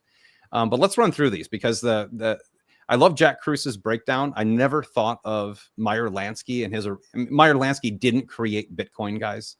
He created the idea of a system where he wouldn't have to pay people in Israel for the money he was making in the mafia in New York. That's literally where the idea came from, is how do we create something outside of the banking system? So this is not a novel idea. This is not something that just randomly popped up in 2008. Cypherpunks have been coding since 1978. If you do a full cypherpunk breakdown of, and I'm just a history guy, I didn't live this, you live this. But if you actually put in the time to research it, which I did before committing a lot of my personal capital to it, you start to realize that these cypherpunks have been put in jail for like far before Samurai Wallet. Some of these cypherpunk guys, the eCash guys, the DigiGold guys, these guys were under investigation. The FBI was kicking in their door. All these things have happened. Yes, SHA-256 is patented by the NSA. Really think about this, though. No one talks about this. It's code. SHA-256, by the way, is in your cell phone right now. SHA-256 is in your cell phone. It's in your computer. It's in all kinds of things. But it's a code. How could the NSA patent a code? You and I can't patent a code. That's not possible. You cannot patent codes. So let's run through these, Simon. I'm just going to let you run with it because you did such a good job on that video. That's my, guy in a hoodie breakdown. Okay, I'm going to try and bridge it and get back to that exactly where we left off there. So this proof of weapons network has the weaponization of religion is one of the key tools that it uses. You talked about your side on Islam. You have the primary scripture, the Quran, and then they will weaponize hadiths, which are secondary scripture, in order to radicalize people into achieving a war goal. Like Torah and Talmud. Yeah. Yep. And then you got Torah, Talmud. But then you go back to the codification of money into this proof of weapons network, and really the whole construct. We understand that Bitcoin is nodes, miners, open source code. In the whole construct was created with the Bank of England. And so the Bank of England, from the Swedish bank and the Dutch banks, created the war mechanism as we know it today, which was essentially a mechanism for defrauding the British government and the British people by creating the pound as a debt through an elaborate accounting trick so that you could raise the money in order to go to war with the French. And that William Patterson in the Bank of England had this private bank that created that construct. You then go through the whole history of central banking, which we won't do, but I'm sure you've done and I do. Yeah. You end up with all of the elaborate ways of using this model in order to indebt a country, the British Empire was indebted by the Bank of England to the point of bankruptcy, and then shifting over to another central bank and another construct. So you had the Bank of England, you had the Napoleonic Wars, which were all central banking wars. 1,000%. You had the attempts to install a central bank in America. The third attempt led to the Federal Reserve. The precursor of the Federal Reserve is you needed you needed the Federal Reserve, but in order to right after the Federal Reserve, you had World War One. World War Immediately One after, a year later. Correct. 1 year later, income tax in order to pay the interest on the debt to make sure people are continually working. Devalue the currency so that people are continually working, and then you pay the tax as well. Because if you're in hard money, some Bitcoiners are not very productive. They need you in a devalued currency so that you can continue working and paying off that debt. And that is why they devalue, and that is the hidden tax of inflation. And that is the scam. It's a Ponzi scheme. But you had World War One, then you had the overthrow of the Russian Tsar through the Bolshevik Revolution, the creation of communism as an ideology. You had, the lead up, the Great Depression, the destruction of Germany. Then you had a nationalist movement against the Weimar Republic and the degeneracy that was created. That led to the rise of fascism with Hitler. Then he created National Socialism, arrested the Rothschild bankers. And then every time Hitler would go into a new country, he would end up with gold from the Bank for International Settlement via the German central bank, Reichsbank. And then you had, the forces. You had the Germans and the Russians that were battling it out in World War II, the Soviets rather than the Russians at that time. And in the end, World War II ended up with, the atomic bomb and all of the world's gold, 75% of the world's gold in, Fort Knox for the Federal Reserve to use. And then you persuade the whole world with this manufacturing base to build a military industrial complex. Everybody convert their currencies into dollars, and then dollars via this IMF mechanism would be convertible into the gold with the 75% of the reserves in America. Then you have this big manufacturing base, the military industrial complex. It was determined that the perfect way to roll over the scheme, bankrupt the US government, was to do what the Bank of England did to the British government. So rather than opium wars and colonial wars and stealing all of India's, all of China's silver and India's gold through all these, the Dutch East India Company and the British East India Company, you then had the Federal Reserve System, which the banks owned and are the shareholders of.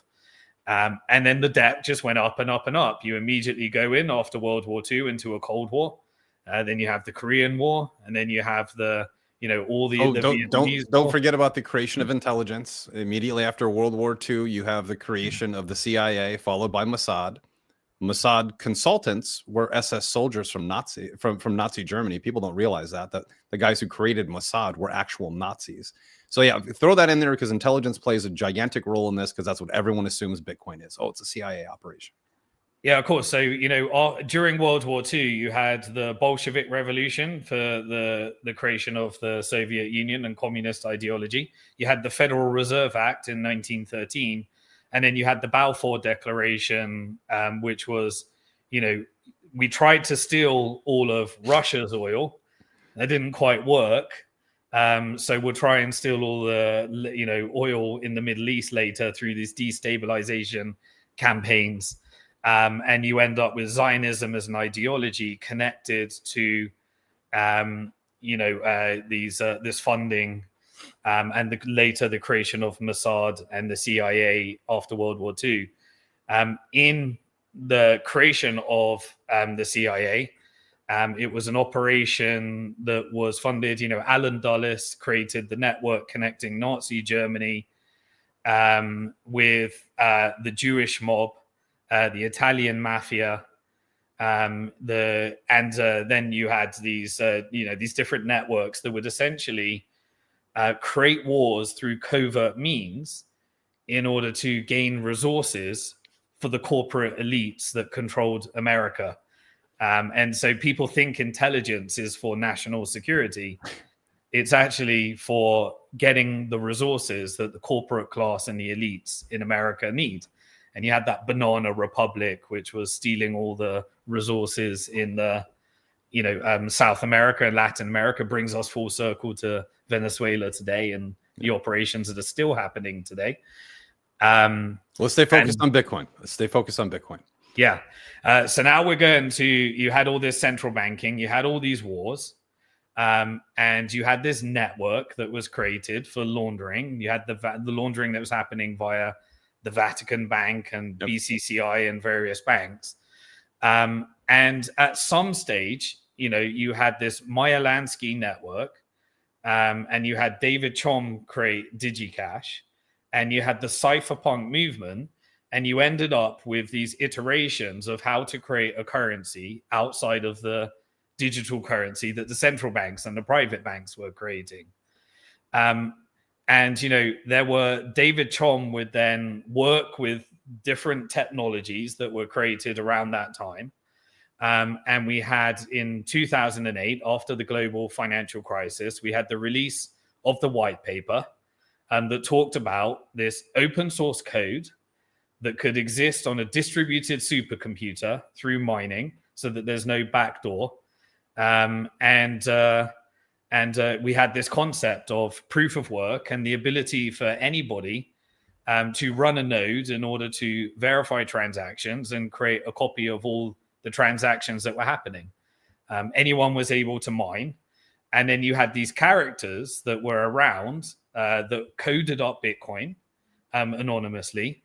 And I personally believe it's infeasible that they weren't connected to some offshoot of intelligence in their ability to remain anonymous. But we have these different people that we know about. We have Len Sassaman, we have Hal Finney, we have different people. And they all contributed. We know that they were, contributing to this project. And some people would speculate around whether these people were Satoshi Nakamoto. Nobody will know for sure, but we know a bunch of characters, and they were essentially offshoots of connections to these intelligence networks. And in 2008, the white paper is released. Somebody coded it. And then in January 2009, around the time of the global financial crisis, we have the Genesis bot, and you can mine some Bitcoin from your laptop. We know that Hal Finney was involved in those early transactions. Both Len Sassaman and Hal Finney, Len Sassaman passed away, and Hal Finney passed away as well, so they're no longer with us. But they're, characters that are legends in the Bitcoin story. And we end up with Bitcoin. But the most important thing in that story is it's very easy to connect it to central intelligence. It's very easy to connect it to open source libraries that were developed from the intelligence community. It's very easy to connect it to specific names that might be plausible in being involved in that code. But they open sourced it. That's the thing that doesn't matter, because you can have open source code just like you have, open source AI today, but it's on somebody's server. It was the ability for anybody to mine it, and it exists in the Bitcoin blockchain. And all these miners were doing was packaging transactions and adding blocks to the chain. And then we had anybody that wants to run a node that could create, a historical record and back up those transactions. And it's in that setup that it's completely irrelevant who created it. And if anyone wants to change the code of Bitcoin, over time, we created this consensus mechanism. And that consensus was you can engage with the community. The code is open source. You can suggest how you'd like the code to change. You can put forward a Bitcoin improvement proposal. And there are various developers that engage in whether those codes want to come forward. But then even if you get that implementation in, there can still be competing implementations. You can still have to get the miners to agree to run that blockchain, and you need to get the users to agree to run those nodes. And if ever there's collusion between the important companies, and we've had all these collusions, every single attack vector we've had, if you have all of these different collusions, then users can threaten a soft fork and their implementation. And so through this network, we don't have perfect decentralization, right? But we have the most decentralized thing that exists anywhere in the world. And the miners are geographically diversified across America, China, Iran, the Gulf countries. Every nation in the world has a miner. America, Europe, everywhere, Asia. And so as long as that friction exists, and as long as we have this open source boardroom, and as long as we have competing implementations, and as long as any time it gets too centralized in one attack vector, the community starts to identify it and adjust and use this open source boardroom to maintain the integrity of the network, every type of attack vector that could have come and has been overcome to date. One of those attack vectors was, I believe, a pedophilia network through Jeffrey Epstein, whose job was to influence and gain control over monarchs, political leaders, technology leaders, innovation leaders, and try and gain leverage over anyone in any part of that ecosystem, so that this intelligence network could contract Jeffrey Epstein in order to be a valuable asset to multiple intelligence agencies, including British intelligence, Israeli intelligence, American intelligence, and various other intelligence groups. And so there was an operation by Jeffrey Epstein to use the college system and weaponize the funding of developers to try and gain influence over the network. And to give you the history, originally, the early developers in Bitcoin, was Satoshi and his network of anonymous people. And if you wanted to fund a developer, they would fire up a QR code and you could send some coins over to them, and you could fund developers. It was based upon just purely, if you'd like, voluntary contributions. Yep. Now, later, that didn't really provide the funding. And if you remember, I said after the first Bitcoin conference, Max Kaiser and myself invested in a company called BitPay. And so BitPay was an influential corporation, and there was Mount Gox as well. And they said, we'd like to fund some developers. And so they said, we'll contribute to developers. Now, immediately, the community said, well, we don't like that because you might have a corporate agenda at Mount Gox, and you might have a corporate agenda at BitPay, and you guys are raising finance. And eventually, after that early funding, you went and got VC funding. And now Silicon Valley might have some influence over your corporate structure, and you might try and push the development in a certain direction.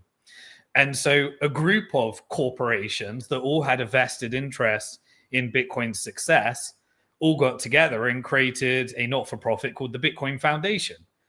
And the Bitcoin Foundation said, well, Charlie Shrem, you have BitInstant, and you want to make sure that Bitcoin's code is maintained. Mark Capellis, you've got Mount Gox, and these various people that had interests became members of the Bitcoin Foundation. Now, constantly, the Bitcoin community were like, well, we don't like not funding them. We don't like BitPay funding them. We don't like Mount Gox funding them. And now we don't like the Bitcoin Foundation funding them. But at each layer, it got more and more people involved. And as there's more and more people involved, there's more and more parts of the ecosystem that you need to try and corrupt in order to get something in the direction. And this is the important thing that I think people don't understand about Bitcoin. Bitcoin is always under attack. Yes. And people shy away from it. And I always lean into it. And I'm saying, no, that developer can be compromised. That corporation could come corrupt. That venture capitalist that's buying all of these shares, they could try and centralize control. because that's exactly what these funding networks do. That's the proof of weapons network playbook, is weaponize finance, media, technology, investment in order to control more and more of the ecosystem. And so Bitcoin Foundation had all of these really strange characters that either they were compromised or they weren't compromised or they got blackmailed or anything. I'm not making any accusations. And here's the bit that people find tough about me. I talk about structural, systemic financial structures that are set up in order to compromise people. Yes. I'm not saying that this character is corrupt. I'm not saying this guy's a pedophile. I'm not saying this guy's a bad person and immoral. And people combat me and say, no, I really like that guy. And I go, that's irrelevant. In Bitcoin, we say don't trust, verify, because his wife could have been threatened to kill. He could have had the future of his children's life on the line. And when you're dealing with your family, you may not be the best person, not because you're not a bad person, because you're compromised. And that's what intelligence networks do. They make you into a bad person, even if you are a good person. And so when you come from that understanding, you understand that everybody, if they are allowed to control the whole network, they will be pushed into the highest level of power and be forced to do something that they may not necessarily do. So forget about their character, forget about who they are. Remove the idolatry. Yeah, 100%. Yeah. A decentralized, anti-fragile system is about saying everybody will be compromised. How do we make sure that they can't compromise the whole piece and the whole thing? And so if you look at the different characters, you had Brock Pierce, was part of the Bitcoin Foundation. Now, he came from an industry that is prolific, Hollywood, as a childhood actor. Yep. And in that, actors are forced to compromise by nature systemically. They're forced into being compromised. And he then joined Silicon Valley and created a tech startup during the dot-com boom and bust. And, there's lots of documents and articles around parties that look just like the Wolf of Wall Street. 100%. And then there were accusations and allegations that he was engaging in, I don't want to talk about the things, but things that are involved. You can look it up. It's all available. You just look it up. I'm not, now that may not be what he did. I'm not accusing him. He may have done it, but the fact is that there are operations to connect you with these types of activities to compromise you so that you bow down to power. And that's how these networks work. And so, there's Brock Pierce, and he's connected with those allegations. He then created a VC fund called Blockchain Capital. Blockchain Capital invested in all the different companies very early on when the first round of VCs came along. He created alternative shitcoins afterwards.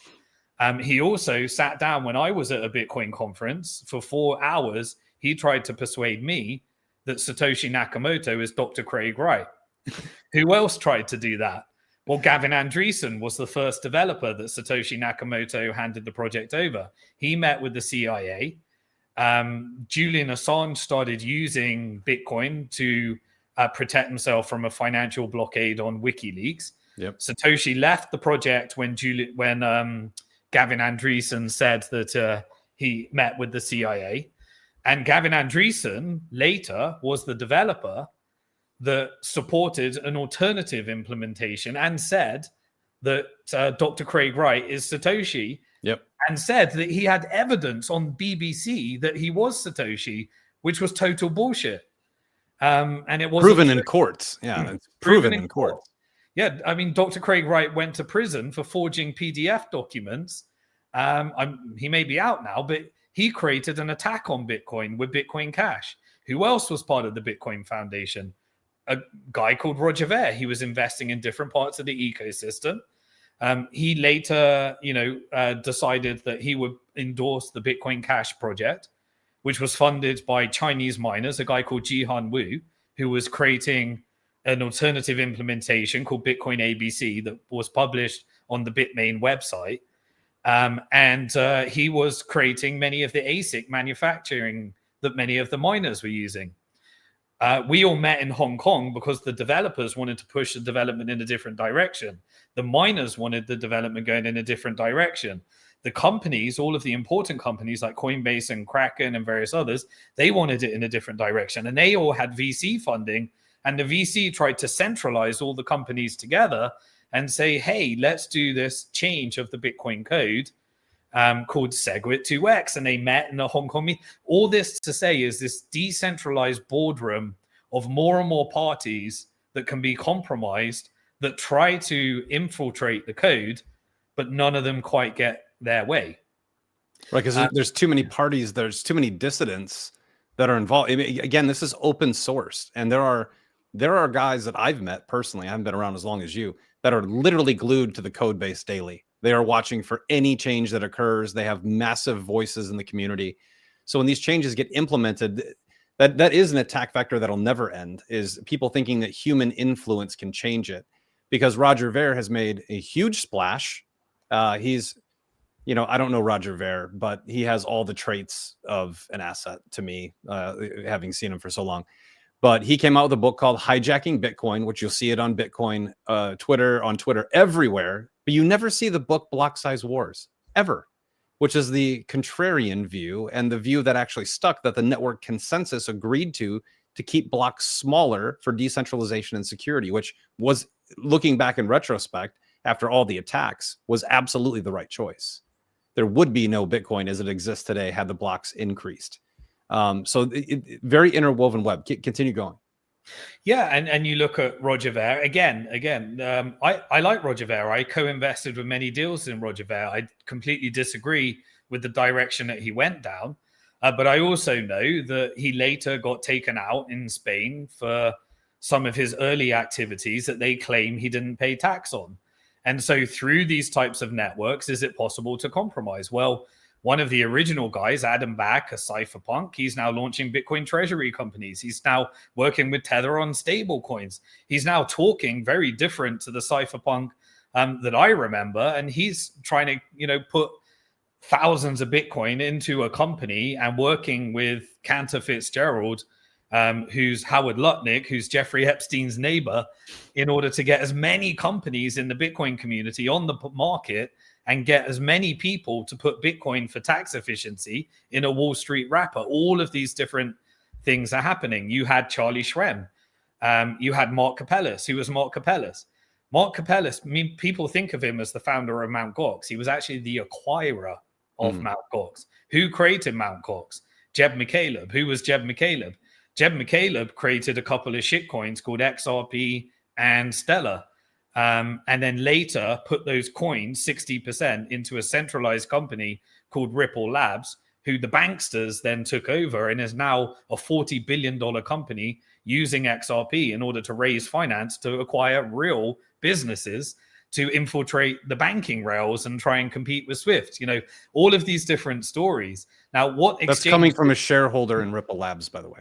One Absolutely. of the oldest standing shareholders. Yeah. One thing I'm doing is I'm trying to, I have these, you know, I ended up with these 100 different Bitcoin companies. Eventually, all the VCs came in. Eventually, they all got into shitcoinery. And so what I originally invested isn't what they became.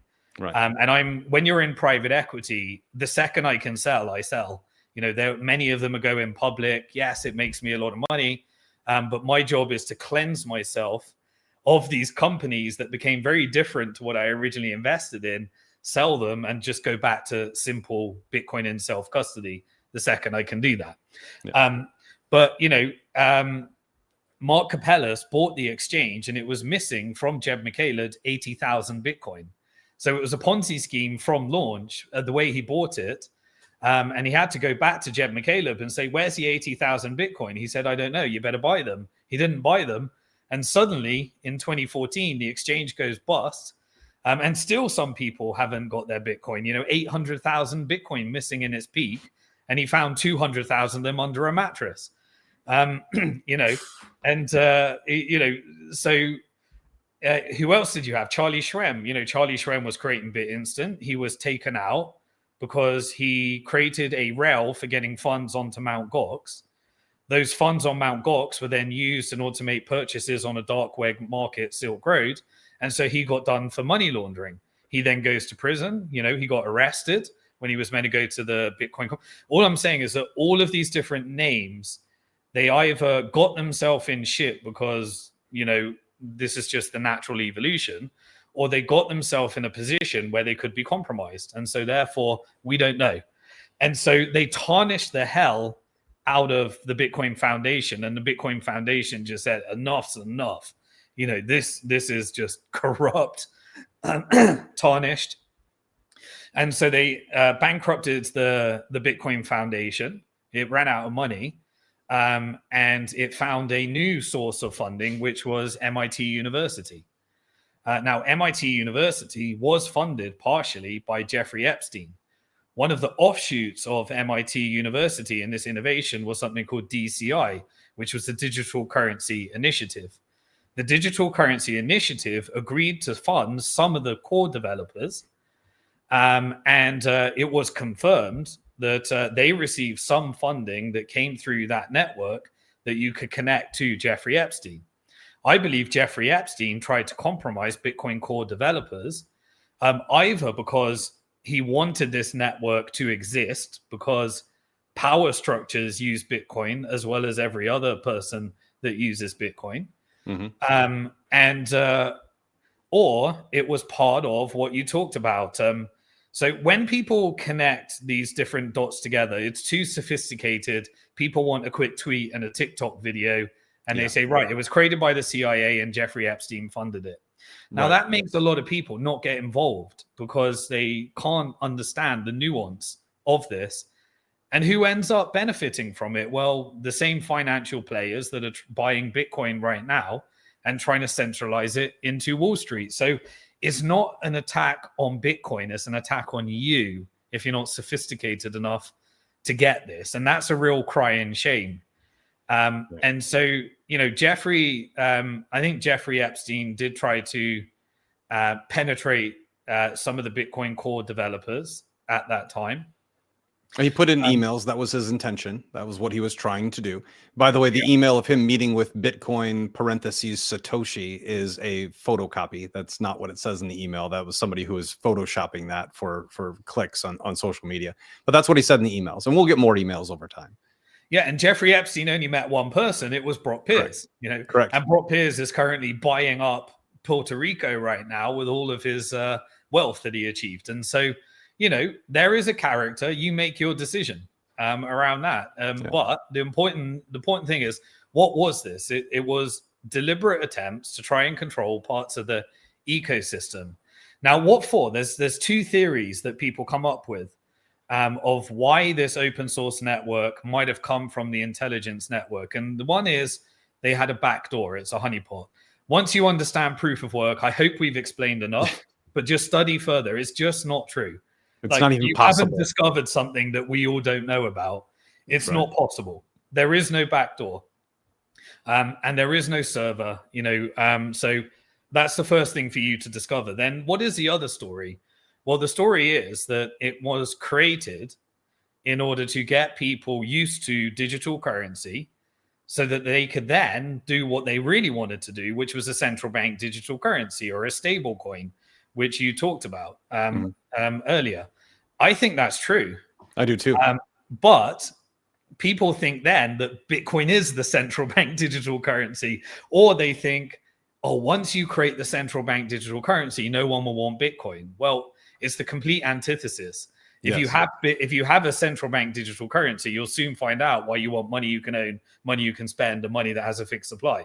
It gives adoption to Bitcoin once you understand it. So, that story is true, but people get confused by it. And so what did the DCI do? Well, they funded a few of the Bitcoin core developers, and then they started creating initiative for central bank digital currencies. Yep. And so that did happen. So most of these things did happen, but you're drawing to the wrong conclusions. It's fascinating because it is the exact opposite. And the other piece that people don't put together with this, because I love theories, I think you and I are the only people who aren't denying the fact that there's probably some intelligence. intelligence operatives that were involved in this, or at least conveying how technology works. These are open source laboratories. So they invent something, you can pull it, anybody can pull it, put pieces together, and you build Bitcoin. Bitcoin was like the 34th or 35th iteration attempt of this. So Bitcoin wasn't the first one that came out. This was really like a multiple iterations that had failed, not necessarily because of marketing, because of technology.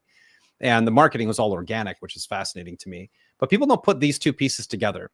Let's assume that this was an intelligence operation and they built Bitcoin as a Trojan horse to lead you to digital, getting you used to digital currency for the CBDC, which is completely controllable and completely worthless. Let's assume that, because I think that there's something to that. I've never denied that. But you would build it, you would fight it. Like, why would you fight it so hard? More importantly, you just described something very important. These ghost stories keep you, the individual, from buying it while they are buying it. Why are they buying something that they created, if you believe that they created it? Here would be the logical assumption. Number one, that they know that the system will fail at some point, because all fiat system, debt-based systems fail, going all the way back to Rome. You can go back, all of them fail. It's not like a doomer thing. It's just the way history works. So they would create something, sound money, perfect security, perfect censorship. So when something failed, you couldn't confiscate their assets. And they're going to inflate it to God knows what, because they own a lot of it now. Like, I see that as an advantage. When I heard these original ghost stories, I'm like, well, if they created it and it works this way, then why wouldn't I own it? Because I too will get wealthy if that's the off-ramp. And it is the only off-ramp. After 10 years of searching now, it's the only off-ramp. Gold and silver are kind of an off-ramp. Purely store of value. However, the other side, I never hear this story, right? So you hear all the conspiracy theories of like Donald Trump is the devil, Donald Trump is Jesus, like everything in between these two. And somewhere down the middle, I've never heard anyone say, if the government made Bitcoin and now the government owns Bitcoin or holds Bitcoin, somebody else's Bitcoin, by the way, they've stolen all of their holdings.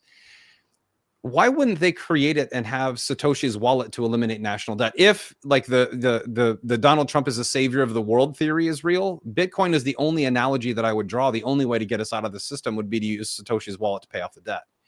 If Donald Trump is the devil, because he seems to be the center of all this, not realizing the millions of other players around the world that are in the same networks.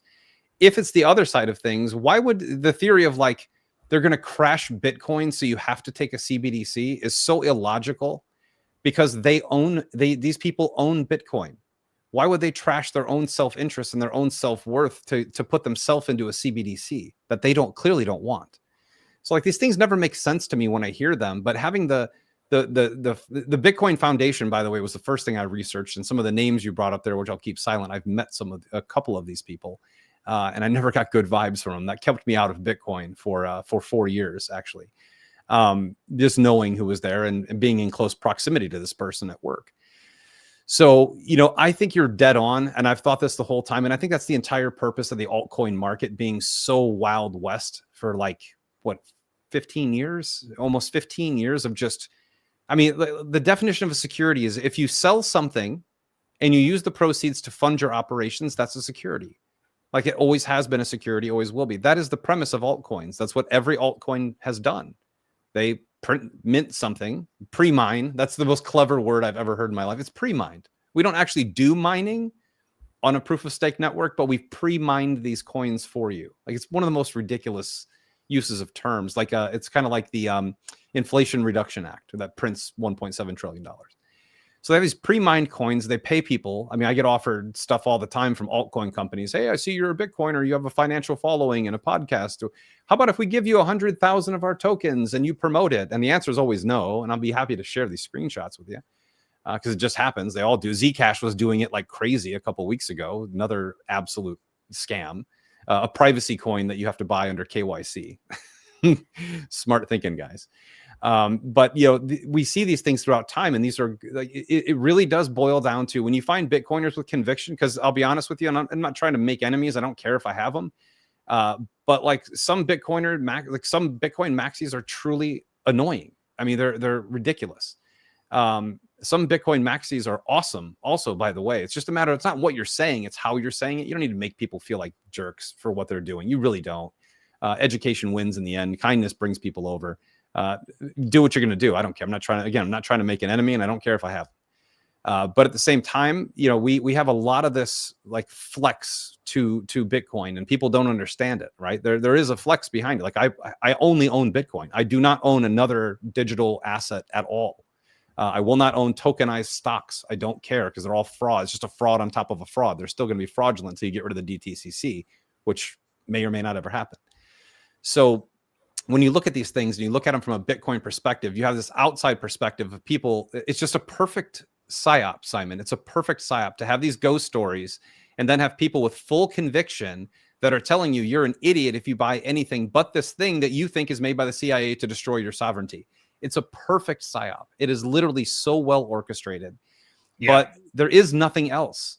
There is nothing else. When you have decentralized distributed mining throughout the entire world that runs the system, it cannot be infiltrated from technology. You would need more than the world's available resources and energy and computing power to infiltrate the network from a technological standpoint. Your only opportunity, only chance to get in is to bribe core developers, which is happening today. By the way, Epstein wasn't the end. I have many sources that tell me where their new funding is coming from. And based on the overall sentiment of the internet, you would like that even less. But they don't have that much influence. They really don't. They can't sneak anything under the table with the way that a distributed network works. You got to understand, there are people in Bitcoin that don't work. They just watch the system. They have enough wealth acquired. They're protecting their self-interest by watching everything Core does. That's how governments should work. That's how hospitals and schools should work. This decentralized system, it appears from an outsider that Bitcoiners either love or hate each other, and that's true. But it, like, the necessary friction, some of the spaces that we're on where I'm always the one going, all right, guys, stop for a minute here. That's his perspective. That's your perspective. Just articulate to me where they're wrong, right? Because that's how decentralization works. That's actually how the American government was supposed to work. You're going to have arguments. You're going to have friction. But the end goal should always be to protect the purity of the inception of the idea.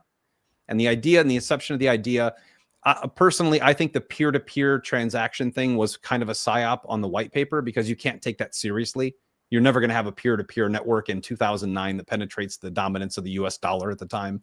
It's a way to I think it's a way to take cover off of the fact that it's really just a secure network that allows for peer-to-peer payments, but builds wealth and security in an uncensorable environment. And when you take those things into account as somebody who's not, 2011 Bitcoiner like you, or 2020 guy like me, we have you have a deeper understanding. I don't think my understanding is juvenile in any way. I learn things very quickly. And in my 5 years of Bitcoin, I have tried to debunk everything I possibly can to get myself out of it. Literally. Once I got in, I'm like, I made a stupid decision, because I've heard all the other things. I've heard, oh, Jeffrey Epstein's not involved with Bitcoin's code at all. Jeffrey Epstein is involved with giving MIT money, who gave money to the Bitcoin core developers. And he probably took some of these people to a very extravagant party to try to influence them socially, just like he did with President Trump, who has pictures with him in the same parties. He probably took the core developers to these parties to try to gain favor, to get them to sneak code into a system that code cannot be snuck into. Like, that is the reality of the situation. If I'm a lawyer in a court, I'm going to disprove the allegation by saying social influence does not equate to influence over the network at all. He tried to influence everybody he was around. That was his job. That was literally his role. And he has a picture with every person that you know, every famous person. He was with them.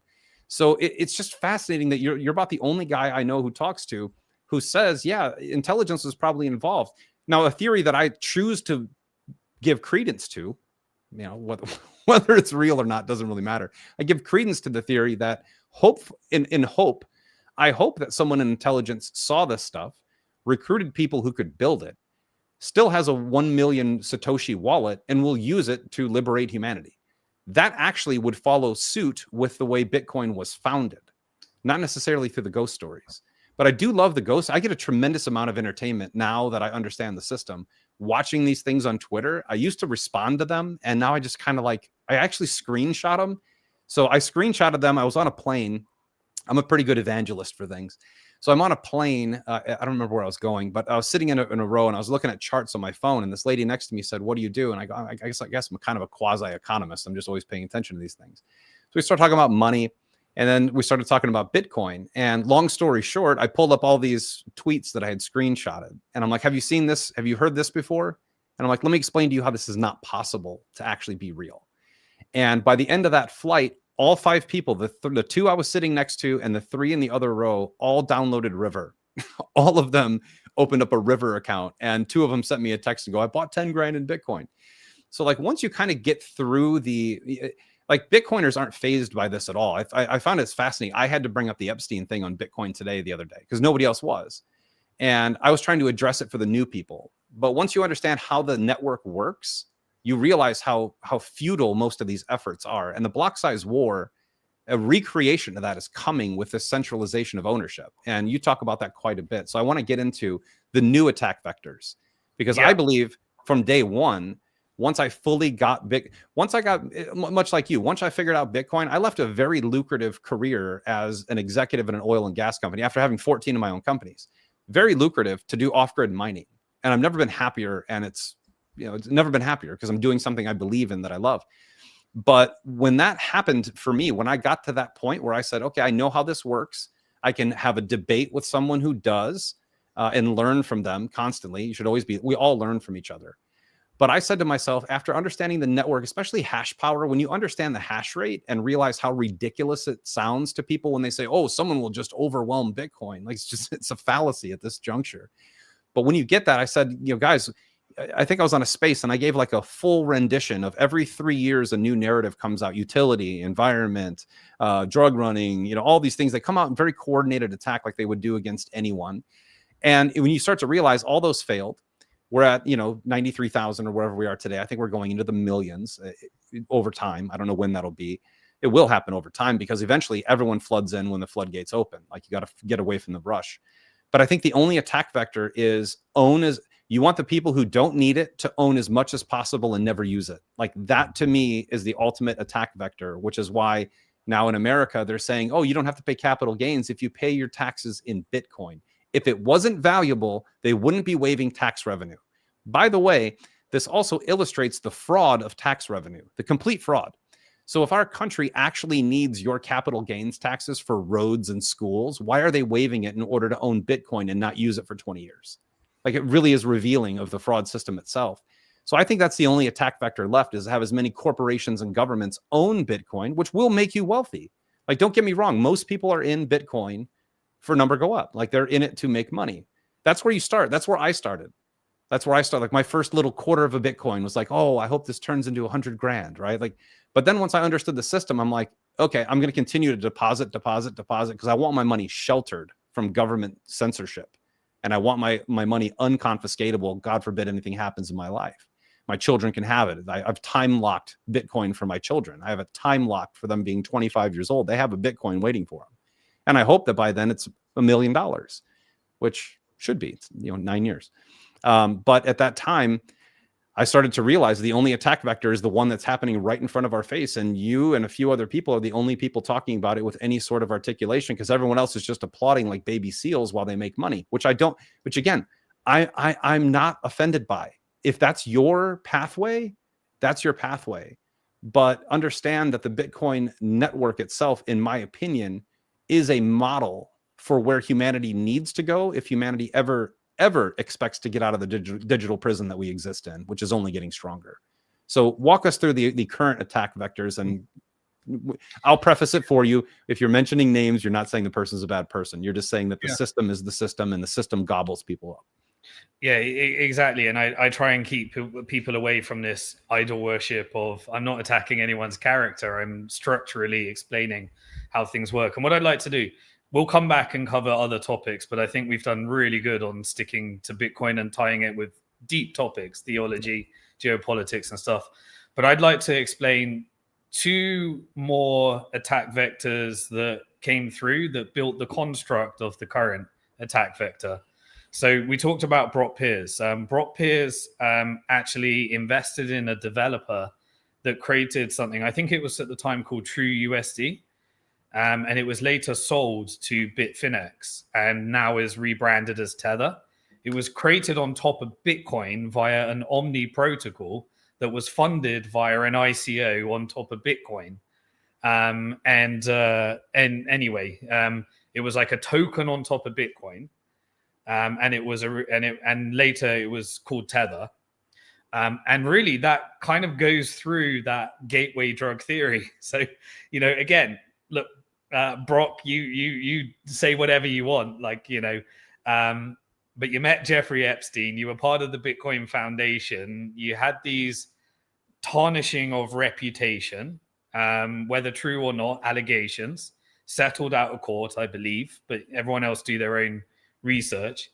Invested in as many companies as possible via blockchain capital, then created and funded a developer that created the stable coin that was built on top of Bitcoin, that was then sold to Bitfinex, and led to the creation of Tether, which is the stable coin that is now the 17th largest lender to the US government. Largest private gold owner too now. Exactly. And what did that do? Well, they took the yield on the government debt. So you got a stable coin, they got dollars, they lent it to the US government. The government pays them interest in the billions of dollars per year. And then they're able to buy Bitcoin and invest in Bitcoin mining from it. So now you've got a privatized company that is the largest private Bitcoin miner, that has the largest stash of gold and Bitcoin, that is currently creating, via new legislation from the Trump administration, a US compliant version of that stable coin, that is funding the ballroom in the White House right now in order to be legitimized after the CFTC and the DOJ tried to take it out, shut down all of its bank accounts so it was no longer backed by dollars anymore, ceased all those funds.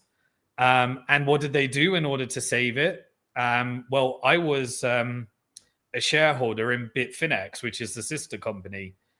The reason I'm a shareholder is because I had some funds on the exchange Bitfinex. And in 2016, shortly after this, they were hacked for 119,000 Bitcoin. I have a theory, when you look at who the connection, apparently we're meant to believe, and everyone should Google in YouTube, Razzle Dazzle, the crocodile of Wall Street, and find out whether you think it's feasible that she's the hacker of 119,000 Bitcoin.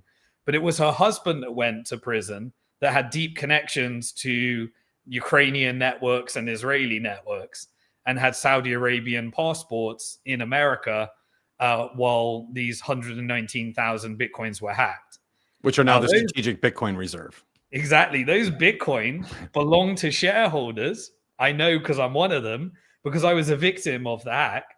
And what did we do to recover the hack? Now, Bank to the Future, the company that I talked about, well, we got contacted by Bitfinex to put together a recovery plan so they didn't need to go into bankruptcy.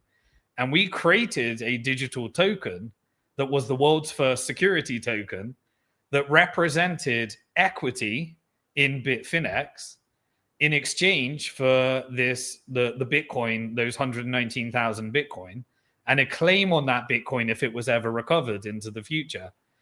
And we actually created the most successful it actually outperformed Bitcoin. But you had this Tether created, security token created, a hack that happened connected to intelligence networks. And suddenly those Bitcoin are the strategic reserves when they belong to the shareholders. And we created the world's first security token, which is exactly what BlackRock wants to do in tokenizing everything today, via these securities. And the Trump administration creates the legislation to allow for this via Clarity Act for Tokenize Everything, and stablecoins via Genius Act. And they're confiscating from victims the Bitcoin that's making up the Bitcoin strategic reserve that China is now trying to give back to victims in this geopolitical debate right now. So you really had the construct of these different types of operations. And what is why the story makes perfect sense to me, that Bitcoin was a gateway drug into what they really wanted to do, which was the privatized central bank digital currency, stable coins, the European central bank digital currency, and the tokenize everything. You've literally got every construct of the deep state. You've got Europe, CBDC, which is Bank for International Settlements, Enbridge project. You've got Genius Act, Clarity Act, the Trump administration, a debt crisis, fiscal dominance, roll over the debt with low interest rate and subsidize the rolling over the debt into a stablecoin standard, privatized and controlled by the technical industrial complex, the technocrat money, industrial complex, the tech bros, all of which were connected to Jeffrey Epstein targeting. Whether it be Peter Thiel, whether it be Howard Lutnick, whether it be Steve Witkoff, whether it be Donald Trump, and suddenly Ghislaine Maxwell, who was the partner of Jeffrey Epstein, connected to Mossad via her father, who was a super spy for Mossad, she's suddenly going into a really nice for our schools. Yeah, and suddenly she's in a really nice prison and has been given a puppy, and is suddenly involved with JP Morgan, who settled 290 million with victims of the Jeffrey Epstein network that was laundering all of this money. And now we get to the real power structures. It's not Trump, it's not Adam Back, it's not Satoshi Nakamoto. Right at the top of all of this structure, you got Larry Fink from BlackRock and you got Jamie Dimon from JP Morgan, two very key nodes in the proof of weapons network. And what do? What they do is they use securitization, financialization, and tokenization to subordinate technology, privatize it, and create honeypots and as many ways of controlling all of these different companies, because they get board seats through ETFs, shareholder seats. They control monetary policy through their technology that's used by the Fed, that's owned by the banks. Those banks are public and owned by BlackRock shares, using your pension that's funding them. They were the ones that bought this ETF operation in the global financial crisis. Mm-hmm. They ended up getting Barclays iShares. They determined Jeffrey Epstein's financial institution, Bear Stearns, should go down and should be gobbled up into JP Morgan. And JP Morgan ends up getting all of these banks, including bids on Silicon Valley Bank, Credit Suisse, UBS, during the takedown of the crypto-friendly banks via FTX, connected to Celsius deep Mossad connections. In fact, even the hacks were done via a company called Bancor DAO that was connected, the shareholders are the niece and nephew of Benjamin Netanyahu. These hacks, I believe, all went via Mossad. You blame it on Korea and China and Russia, in order to create what was Operation Choke Point 2.0. I know I'm covering a lot of details. No, you're fine. Yeah, the 8200 probably did the hack for sure. Exactly. And you end up with the scenario that we are in perfectly today. So what do you want to do next? Well, remember, I live on an island, and the reason this island doesn't get taken out is because elites like islands.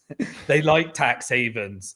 They want Bitcoin to exist because they want to use Bitcoin, but they also want to control as much of it as possible.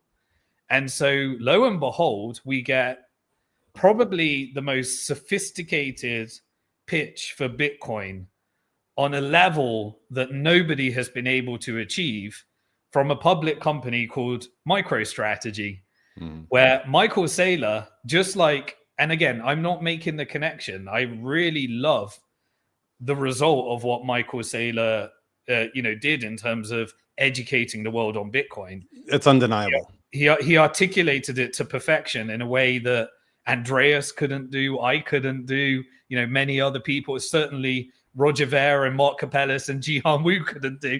He perfected it. Was the perfect pitch for Bitcoin. But what was the pitch in the end? In the end, it was, put Bitcoin in my company because I can lever up that Bitcoin and I can get you higher returns, and we can create all sorts of products that will get us more Bitcoin within this company construct. And eventually, another part of the ecosystem will create all these other Bitcoin treasury companies that will persuade cypherpunks like Adam Back to put his Bitcoin in a company, and other ones that are creating apps like Strike with Jack Mallers, saying you can put a bunch of Bitcoin funded by Tether, funded by SoftBank, funded by Cantor Fitzgerald, who's a primary dealer connected into the Fed, who was Jeffrey Epstein's neighbor. You be the front guy and we'll get a bunch of Bitcoin in here. And guess what? What can you do on Strike?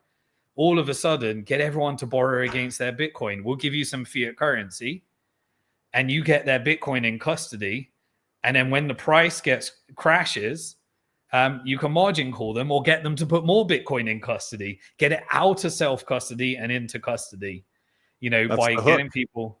Yeah. And so what happened after Operation Choke Point 2.0? Well, we had the Biden administration, and the Biden administration created a hostile environment, allowed SBF from FTX, who's connected, his family connections are unbelievable. Directly to the Clintons, yeah. Yeah, he went to prison, and guess what? The 2 counts that didn't go in front of the judge said, "Yeah, we got enough here. Let's forget about the campaign financing. Let's forget about the political corruption stuff. We'll just get him on this stuff over here. Don't look at any of that stuff. Don't And so you had the Biden administration, you had Operation Choke Point 2.0, you had Gary Gensler that Coinbase couldn't get a meeting with him. SBF could. You had the complete destruction of the reputation. You had all of the crypto-friendly banks wiped out. Yep. Some of them said we weren't even bust. A 50-page report just came out on Operation Choke Point 2.0. You should read it. Like, some of the banks, Signature, said we were fine. We had the capital. Totally solvent. And FDIC takes it over, and suddenly the banks are being shut down or rolled over into JP Morgan. And so you have this scheme, and then suddenly the Trump administration comes through. He comes to the Bitcoin conferences. He's we're going to turn America into the crypto capital. We get this friendly environment. BlackRock launches the Bitcoin ETF.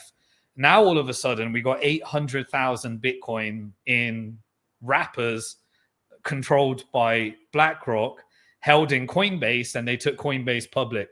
I sold my business to Coinbase, and I know what they bought from us. They bought the ability to have a US broker-dealer that can tokenize securities. Mm-hmm. And that's what Coinbase bought from us, because we built it and we used Bitfinex in order to create the recovery plan as a result of this hack. And so Coinbase has that broker-dealer that was the only one that had those permissions. Coinbase goes public, we get to exit. But no, after getting all the VC funding, and then you get the Wall Street funding, and now you are a part of what I call this financial industrial complex. Michael Saylor comes out, perfect pitch for Bitcoin.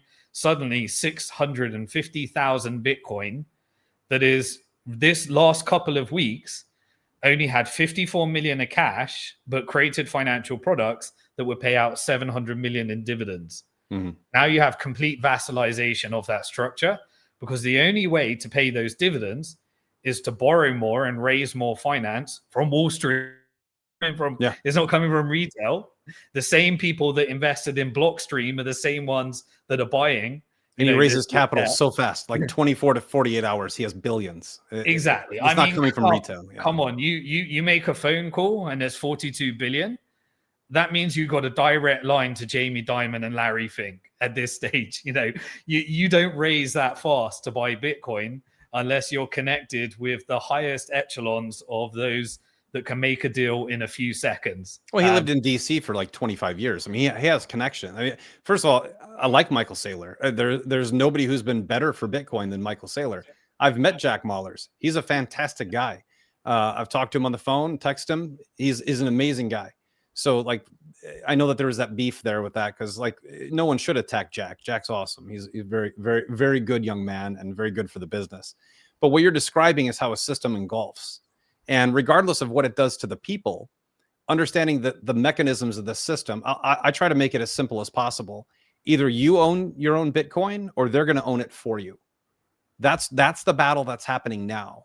And I think I called this out like a year ago on Twitter. I said, you're going to watch in the next year, you're going to see, oh, holding your own Bitcoin can be so burdensome. You know, you could lose it. It's really hard. You have to remember 12 words. Just give it to us. We're Bank of America. We'll hold it for you. We'll allow you to we'll keep it, but we'll say that we'll give you an IOU on it with some cash. And if the price goes down, you're probably going to lose it. But if the price goes up, it's a great loan. It's a great deal. It's a way to gamble on a gamble. And now you have a derivatives market. By the way, none of these things weren't anticipated. These were all talked about in the early 2010, 2011. All the original Bitcoiners knew Bitcoin banks had to come in. We knew Wall Street would come. It's an asset. Wall Street's going to get involved. So I'll clarify this for you, because everyone will say, Simon hates that Wall Street's involved. I don't think that that's true at all. I think you're just acknowledging that there's a new attack vector. It was inevitable Wall Street would be involved. It's inevitable that the world will all adopt Bitcoin and digital currencies, but there will be Bitcoin and there will be UBI coins. Like, that is where we're going. And in the middle of this, we have what I believe are good people. Like, I can say I've met Jack, and I think he's a very good guy. Absolutely. Love to have you on here too, Jack. And the issue isn't Jack. The issue isn't the people. The issue is the system. This is just how the system works. And whether you believe in a vassalization or a bastardization of what BlackRock could do if they had enough Bitcoin and enough influence on the system, whether you believe in that or not, you should be able to acknowledge that the attack vector is ownership. That is the attack vector. So remove everything else that could be conjecture, everything that could be true. We don't know. We don't know how it'll turn out. That's the one thing. And you're very good at admitting that. You're pointing out obvious connections over time with like hundreds of years of proof that this is how this ends. Doesn't mean it ends that way. I always believe that something could be different. But at the same time, the one thing that's obvious is they want you to buy Bitcoin, but they don't want you to own Bitcoin. They want to own your Bitcoin for you, which many people will do. And like, just being realistic about it, the ETFs are good for Bitcoin and bad for Bitcoin at the same time. They're good for Bitcoin's price because more people will get in. It takes like 2 seconds, right? You can log into your, Amerit TD Waterhouse, whatever account you have, E-Trade. You can log in, you can buy supposedly Bitcoin through an ETF, and that does drive the price up or drive it down when they sell, because those hands part with the asset much faster, which is okay. That's a maturity of an asset. The reality is, though, and people always say, well, Bitcoin's not the original Bitcoin because it's not being used peer-to-peer. Well, it can't be. It can't be in an ETF. It can't be used peer-to-peer in a lending environment. It can't be used peer-to-peer in a strategic Bitcoin reserve. So the attack vector is happening, and the attack vector is very simple. Either you take some time. I mean, literally self-custody takes, like, if you took 2 hours a day and watched BTC sessions or any of these other guys who are brilliant at making great videos, learning how to self-custody your own asset, it takes like 2 days. You transfer in like $1 first to make sure you don't mess it up. Once you learn how to do it and you have it all transferred, you memorized everything, you're good to go. It's really not as hard as people think, but most people will never do that. So the ETFs, I think, are good for the price of Bitcoin, and I think they're bad for the ethos of Bitcoin. And I think that's a fair take. I think it's a very fair take. The people who own an ETF are never going to be using it at Steak and Shake or at a Square terminal. And that is a part of the system. That I'm a miner, so I like when people do that because it drives fees, right? That's part of the ecosystem and how you share revenues. But I think your take is accurate because it's historically backed. You really can't deny the fact that this is how these things turn out in the end. Look at gold, right? Gold with their ETF. What happened to GLD, SLV? You're watching price manipulation. That's going to happen. It was anticipated to happen. And the only off-ramp and the best weapon we've ever been given is not an AR-15. It's a cold wallet. That is the best weapon we've ever been given to protect our own sovereignty, is to take our own wealth across any border we want that fits in our pocket, that no one can steal. And at any given time, you have a lot of people look at your life and admire your life. And I think they should, because I think you've done some amazing things in your life. But I think the thing that makes you most unique is you literally can go anywhere in the world and buy whatever you want any given time. And yet you spend 4 hours a day on Bitcoin spaces, educating people on Bitcoin or geopolitics for zero money. You and I are like the only, I don't monetize this at all. I will say, let me give you a shout out for this. So we may have different like opinions on things spiritually. I think we see the world pretty much the same. But the one thing that I think was really awesome is when we decided to do this interview, your guy who connects you and handles your scheduling for you, which is awesome. You know, I knew that too. But that guy, he said there was a requirement that I don't want, if I'm going to do an interview on your podcast, I don't want a paywall. I don't want it monetized. I want this information out to the world for free, which aligns completely with me because my response in that email was, that's not an issue here. Like I pay for everything that happens here. I don't even run ads on YouTube. You're not even going to see an ad on YouTube. Rumble you will, because I can't control that. But these are the types of people that like, you know, always take everything with a grain of salt, which is the oldest form of saying every antidote to poison in antiquity had 1 grain of salt. That was part of an antidote for poison. So certain things you're going to take from what you hear on this podcast, take them for, we're just normal guys. Okay. We're normal guys that read a lot. Like Simon and I are book people. And I want to I have 6 minutes left. I want to wrap it up with book recommendations from both of us because people continually ask me, and I'm going to give like 3 or 4. They'll probably overlap with yours. But you know, take this information in. Don't get emotional about it.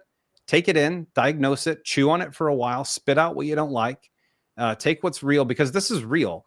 Whether you know, MicroStrategy is vassalized and being, it's obvious to look at. Like they financialized Bitcoin. That's a net positive for the ecosystem, right? The fact that more people are talking about Bitcoin, they buy MicroStrategy, they buy the products that they make that's based on Bitcoin. Tether's a net positive for Bitcoin because they're kind of a Bitcoin company disguised, used to be disguised as a stablecoin company. Now they're kind of disguised as a digital central bank. That's really what I kind of see them becoming with the gold storage and the gold tokenized gold stablecoins and all this stuff. That's great. It's good for the ecosystem. At the end of the day, everything in this world is built on duality. For every good, there's a bad. For every bad, there's a good. And if you're just looking at the good, oh, that's good, MicroStrategy is good. You're not looking at what's happening. You're not looking at the fact that every day someone else is buying Bitcoin you could be buying, that you could own, that you could control, that you could manage, and that you could liquidate or borrow against if you want to. I'm probably never going to take a Bitcoin loan ever. I would rather sell it or spend it. You know, I had a Charlie Robinson on here yesterday. He bought a website in Bitcoin 3 years ago. I thought it was the coolest thing I've ever heard. So you can use it for other things. I know guys in my neighborhood who bought their house with Bitcoin. So, you know, take the good with the bad, but understand that every bad comes with a good and every good comes with a bad. And that is absolutely hyper focused in financial markets.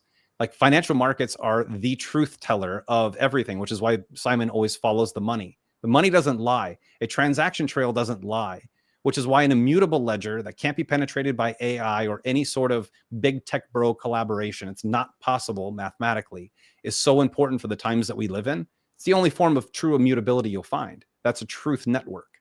So take what you hear from this. You have to get emotional. Like I think that's the one. I think I've seen you get emotional one time. And to be honest with you, I wasn't there. I was blocked by somebody. I couldn't come on to defend you onto that space that you're on, which I really feel horrible. I was at a bar. I was literally grilling on my backyard and getting texts like, "Hey, Simon's being attacked for his stance on Israel." And I'm like, "Dude, I'll hop in." And somebody blocked me. I couldn't hop in. That was the only time I've ever heard you get emotional. And people throw some serious darts at you. I don't get emotional. It just doesn't happen because I just don't care enough about someone else's opinion to get upset. I want to help. Simon's trying to help. We're going to be wrong on things. I think we can both admit that because we're just projecting. We're not in these rooms. But I think if you listen to what we're saying and heed the advice that's being given, use it in your life. At the end of the day, I think I'll summarize what Simon's going to tell you. You have 5 years to make as much money as you possibly can before AI takes over. Put that into something that's unconfiscatable, uncensorable, and finite, and protected by a massive decentralized distributed network. Put it in there. Buy gold. We both love gold. I hate hearing Bitcoiners bash gold. Like gold is great. Own gold. Own physical assets, hard assets, digital hard assets, physical hard assets. Own them, and you'll have a bright future. That's what that's like the conveyance at the end of the day. But in the middle, the financialization, I don't know how anyone argues this. It is, you know, ETFs aren't bad for Bitcoin. They're also not good for Bitcoin. And that's an okay statement to make. Not everyone is going to be a self-custody savage that plans on going to Portugal on a whim and selling their house in America and buying a new one with Bitcoin. That's not everyone. I want, 45-year-old, people approaching retirement, retirees to buy ETFs if that's what they want to do and save it for their kids. But I want those ETFs to be transparent, and I want MicroStrategy to publish and show us that they actually own the Bitcoin they own. These aren't hard things to do. It's trust. Don't trust, verify. But at the end of the day, net positives come with net negatives, and that's amplified in financial markets, because, like we talked about in the very beginning, no one ever loses money. You do, someone else makes it. That's how money and energy are the same. They're not created or destroyed. They're shifted from one thing to another. And if you're on the losing side of a bet, someone's on a winning side of a bet, and that's no different in Bitcoin when it comes to Wall Street. Period. Yeah. Interestingly, that's a Sufi Muslim concept, and I'm sure it comes into your theology as well, that you can't actually recognize good unless there's bad. We don't actually know what good is unless there is bad. And so it's, I think it's in every theology has a dark to light. Yeah. Like light, darkness can't exist in the light, and light, always penetrates the darkness. That's Earth. That is literally planet Earth. It's all duality. Correct. And the question, so this is the emotional question. The emotional question is, well, is Michael Saylor a net positive or net negative? I'm saying it doesn't matter. We're at a stage in Bitcoin where Michael Saylor is going to create strategy. And what is strategy?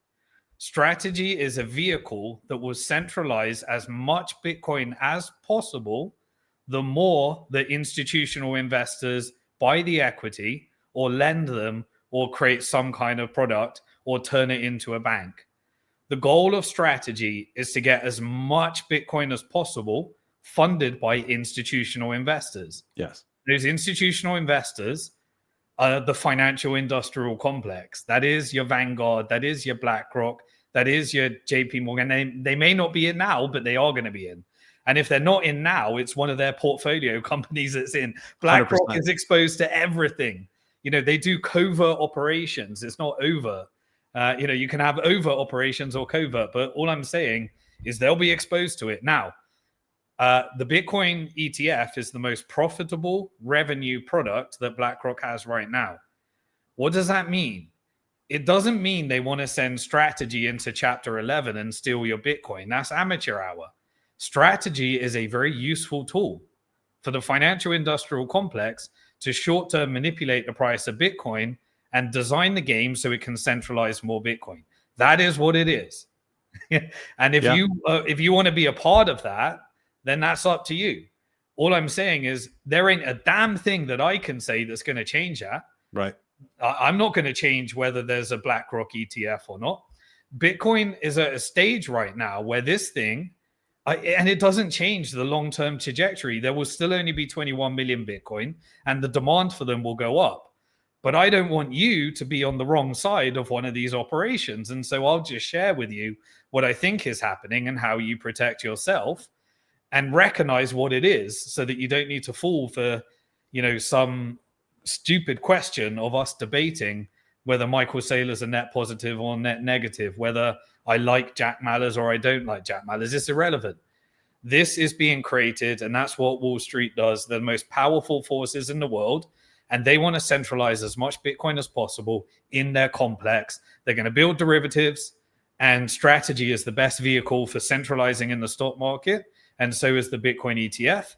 And they're going to want as much of that as possible controlled by the very same people that people think they're fighting against right now. And so that's the right conversation. It also is an admission of a loss. Like, we are at the stage of Bitcoin where they know the network can't be conquered. It can't be colluded with, that you just have to buy as much of it as possible. And they'll use your money to do it. Like, they don't care if they own Bitcoin. They want to own your Bitcoin. That's how banks work.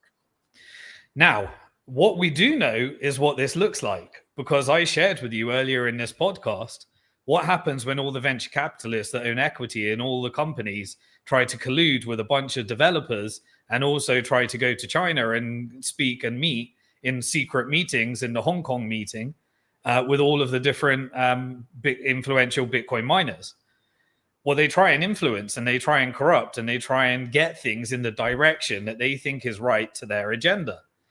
And how did we win in the end? In the end, we won because we had a user-activated soft fork. And the user-activated soft fork was only the people that were running nodes. And why were they running nodes? Because they held their Bitcoin in self-custody. And we need enough of those And you're either going to be one of those or one of those. And I don't care which side of the team you're in. But all I'm all I'm saying is economics. We have a concept called tragedy of the commons. And tragedy of the commons is what's happening in America right now. If no one wants to invest in infrastructure, the infrastructure doesn't get created and everybody wants it for free. And so somebody is going to have to resist against this force. And I know that right now, 71% of Bitcoin is in self-custody. But every week, that's changing. And they did an incredibly successful operation last week in order to centralize more Bitcoin. They sent out Jeffrey Epstein connections to try and trick you into selling your Bitcoin. They had margin calls via Strike in order to crash the price and get you to send more Bitcoin into custody. They pretended via Barry Silbert that the new Zcash ETF is the next big thing because it's got privacy and you should sell your Bitcoin and buy Zcash. They said to you that Strategy is taking on JP Morgan. Jack Mallers said, my bank account got shut down. Join me, join the revolution. Let's fight back against the bank. Let's fight back against Wall Street. And what happened? A shit ton more Bitcoin went into Wall Street's hand. And you had a four. What did Strategy end up doing? Oh, guess what? I found $1.4 billion. That's a vassalization strategy that was funded by the institutions that are connected to JP Morgan and BlackRock as well. So these are the operation. And how do you do it? Through control of the index funds. What is the stock market today? The stock market is not a function of reality. It's a function of money printing, which is controlled by the banks through the Fed. It's a function of inclusion in index funds, which is a function of being able to push up the stock market price and decide who gets in there or not based upon their stock price. And how do you kick them off the network? You do that through debt instruments. What is Strategy? Debt 100%. Instruments, equity instruments, stable coins connected to these different Bitcoin-backed loans. They've built the complex. The complex is here. We're not going to stop it. It's going to get more and more powerful. But what we know from the block war debate is that we need a bunch of people that are going to run nodes and own Bitcoin in self-custody. And as long as we do that and recognize the attack vector, we'll win. 100%. But if we don't do that, they'll win. And when they win, if all Bitcoin is in an ETF and no one's using it, then it's useless. Bitcoin has no utility at that stage. That is the final boss. It's just a function of market manipulation by a bunch of insiders that can decide whether to kick you off the network or allow it to go up or down because they control the price. There is no stock market. There is no free market. There is no capitalism. There is no democracy. We just have a system where the banks buy the politicians through lobby. They own monetary policy through their shareholding in the Federal Reserve. They can centralize and vassalize all other countries. And I'm sorry to say it, but I went and sat down with Nayib Bukele, and I was very excited about the Bitcoin, strategy. But I also know that we constructed a Bitcoin-backed bond. And while I was there in El Salvador, there were people recording our meetings in the corner from the IMF, and we left because we were scared for our life. And they didn't launch the Bitcoin-backed bond, and suddenly there was an IMF loan that was accepted. And so, yes, there isn't enough Bitcoin in self-custody to fight the IMF. And I'm sorry, but this is what the IMF does. And Latin America, Central America, and South America is the Proof of Weapons Network's territory. Yes. That's their territory. They don't control China. They don't control Russia. They don't control these other areas, but they do control Central and South America. So all I'm saying is the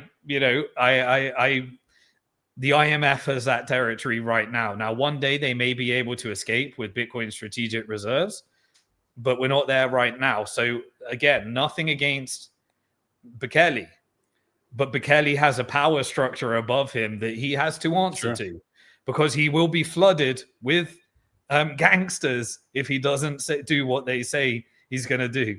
Yeah. And they will have other things, terrible things that can happen to that population if he doesn't do what they say they can do. And so, that is the vassalization strategy. And they use compromise, they use blackmail, they use financial weapons of mass destruction, and they use all of this in order to achieve their goal. It's a criminal network. Remember where we started. What was the CIA? It was the mob. It's the mafia. And those are controlled. The military industrial complex is controlled by the financial industrial complex.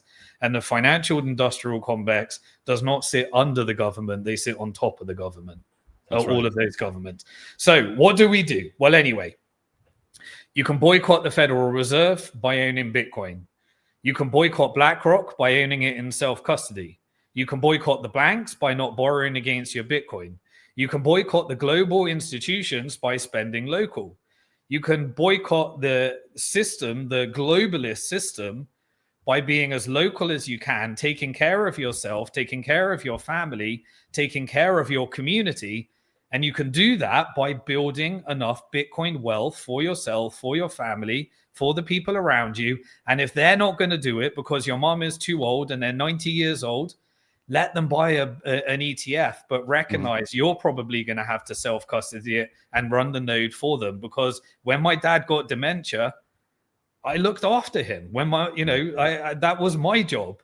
He looked after me and I needed to look after him. I'm not going to try and get him to own Bitcoin in a hardware wallet and lose it and mess it up through his dementia. I'm going to do it for him and create these intergenerational long-term strategy. Because here's the thing, and pardon the pun with strategy.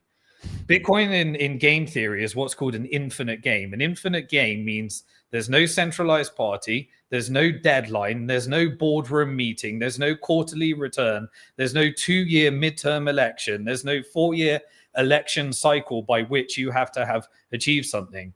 Strategy is a finite game, and leverage is a finite game. When you have a Bitcoin option, you have time attached to that Bitcoin. Right. When you put it in a centralized party, you are adding time and a finite game. When you are a politician, you have 2 years to bow down to your donors. And if you don't achieve enough for them in 2 years, you're going to have a big problem in your midterm election. And Jeffrey Epstein emails are suddenly going to be leaked. And if you don't do exactly what they do within 4 years, then you're not going to be the next politician, because they vote with their money and you're voting with your vote, and your vote doesn't count. Their money counts. Okay. And when you have a company like Strategy, you work for your shareholders and your debt holders, and every quarter you need to achieve a certain result for them. And if they don't, this derivative network suddenly comes along, and this media network suddenly comes along, and suddenly you're no longer in the S&P 500 and you're not in the NASDAQ 100. Because you have to comply. That's why this is what it is. It takes an infinite game called own Bitcoin with no time and turns it into a finite game. And that's how they win. They know that. And they've got the whole system wrapped up. So we resist with Bitcoin in self-custody, and you will be needed one day. And you're either going to be on their team or our team, but we're going to fight them and we're going to win. But if everyone thinks someone else is going to do it, then we just need enough people that are going to do it. That's the worst thought process. Yeah, that's the worst thought process. Yes. Agreed. Run a node, do a home miner. I know people bash that. Run a home miner, run a node, do a transaction on a node, watch it happen. You learn a lot. But I'm out of time here today, man. Give our readers, let's do 5 books that you think people should read right now that'll be pertinent to their life. Yeah. Firstly, I'll do a plug for my content. And again, I don't monetize. I don't sponsor. I've got nothing to sell you. I've sold my companies. I just give because I want to be able to teach and hope. And then each week I go live where I cover this week in Bitcoin and tech, this week in macro, and this week in geopolitics. You do a great job too. The macro or geopolitics. And I publish them all on YouTube, simondixon.com, Spotify, Apple Podcast, X, whatever. And then in terms of books, I think I'll give a documentary. I think everybody should watch Ryan Dawson's documentary called Emperor Unmasked on how 9/11 happened. Oh, it's fantastic. Yeah. Because I want everyone to know, because once you can get how 9/11 happened, nothing is beyond the reach of your comprehension. And it is very meticulous in terms of understanding how these things work. If you want to understand central banking, the history of central banking and the enslavement of mankind, I don't agree with everything. There's kind of weird white nationalist things in there, but the history is great. If you want to understand Bank for International Settlements, that's Tower of Basel, I think, is a great book. That overlaps with me right there. Everyone should read Tower of Basel. Understand the Federal Reserve. The classic is The Creature from Jekyll Island. Understand the IMF, Confessions of an Economic Hitman. That's another one. Yeah. And understand the block war debate. What's it called again, Eric? Block size war. Yeah, block size war. And I actually encourage you to read the alternative to that with Roger Ver's book, so you can understand. Absolutely. Yeah, because I don't endorse Bitcoin Cash, but I do think there's some truth in the operations, but it's framed in a way to take you in a different direction. But here's what I want everybody to encourage you to do. Information is not truth. Information is what somebody wants you to believe. And so all you need to do is understand what somebody wants you to believe and follow the money. And when politicians say something, it doesn't mean it's true. It means somebody that's funding that politician wants you to believe that. And when the Financial Times says something, it doesn't mean it's true. It means that the banks want you to direct your capital in a certain direction for a certain reason. And that brings me full circle, because on the 12th of June 2022, the very same day that Celsius said to 650,000 pensioners, you don't have your Bitcoin anymore because you borrowed against your Bitcoin and you were trying to receive some yield, and Mossad connected agents gambled it away. That very same day, my father passed away. And I spent 2 years of my life with an IOU of $45 million instead of 800 Bitcoin, that they took at the very bottom, and then they sold to a bunch of venture capitalists. And 650,000 people, of those 650,000, I know 3 people that committed suicide. I know 10 people that left the country because they couldn't afford to live anymore. I know 20 people that got divorced because they couldn't explain to their wife what happened to their lifetime savings. And I know countless people that for 2 years went through hell on earth, that I read 4,000 different legal documents in order to try and understand what actually happened. And the biggest scam in these Chapter 11 bankruptcies is the bankruptcy process itself as well. So they steal your money. They lock in the price of Bitcoin at the bottom of the market. They use intelligence operations to crash the market, kill the system. And then the lawyers spend all client money legally, blessed by the judge, and sell all your assets to Silicon Valley so that then they can go and wrap it up in a Bitcoin treasury company, and create a financial weapon of mass destruction to try and centralize as much Bitcoin as possible. I don't want you to be that person. So that's why I think it's important to recognize this stuff, that this proof of weapons network, the things that they're willing to do in order to win these finite games, has got no reality in terms of the ethics and how humans should treat each other. And I want to leave with one final thought. When you think about Jeffrey Epstein, we joke about it, but I think we have one job on this earth. If there's one thing that every religion and all of us universally agree with, we should protect our children. 100%. And when our children are being blown up in war zones, and when our children are being used as tools, as sex slaves in order to blackmail people, and when our children, are just being like the types of things that we're exposed to through these different types of visuals, that helps you understand that this network is not the right type of thing that you want to be with. And I do believe that there's very, very dark things that we can learn.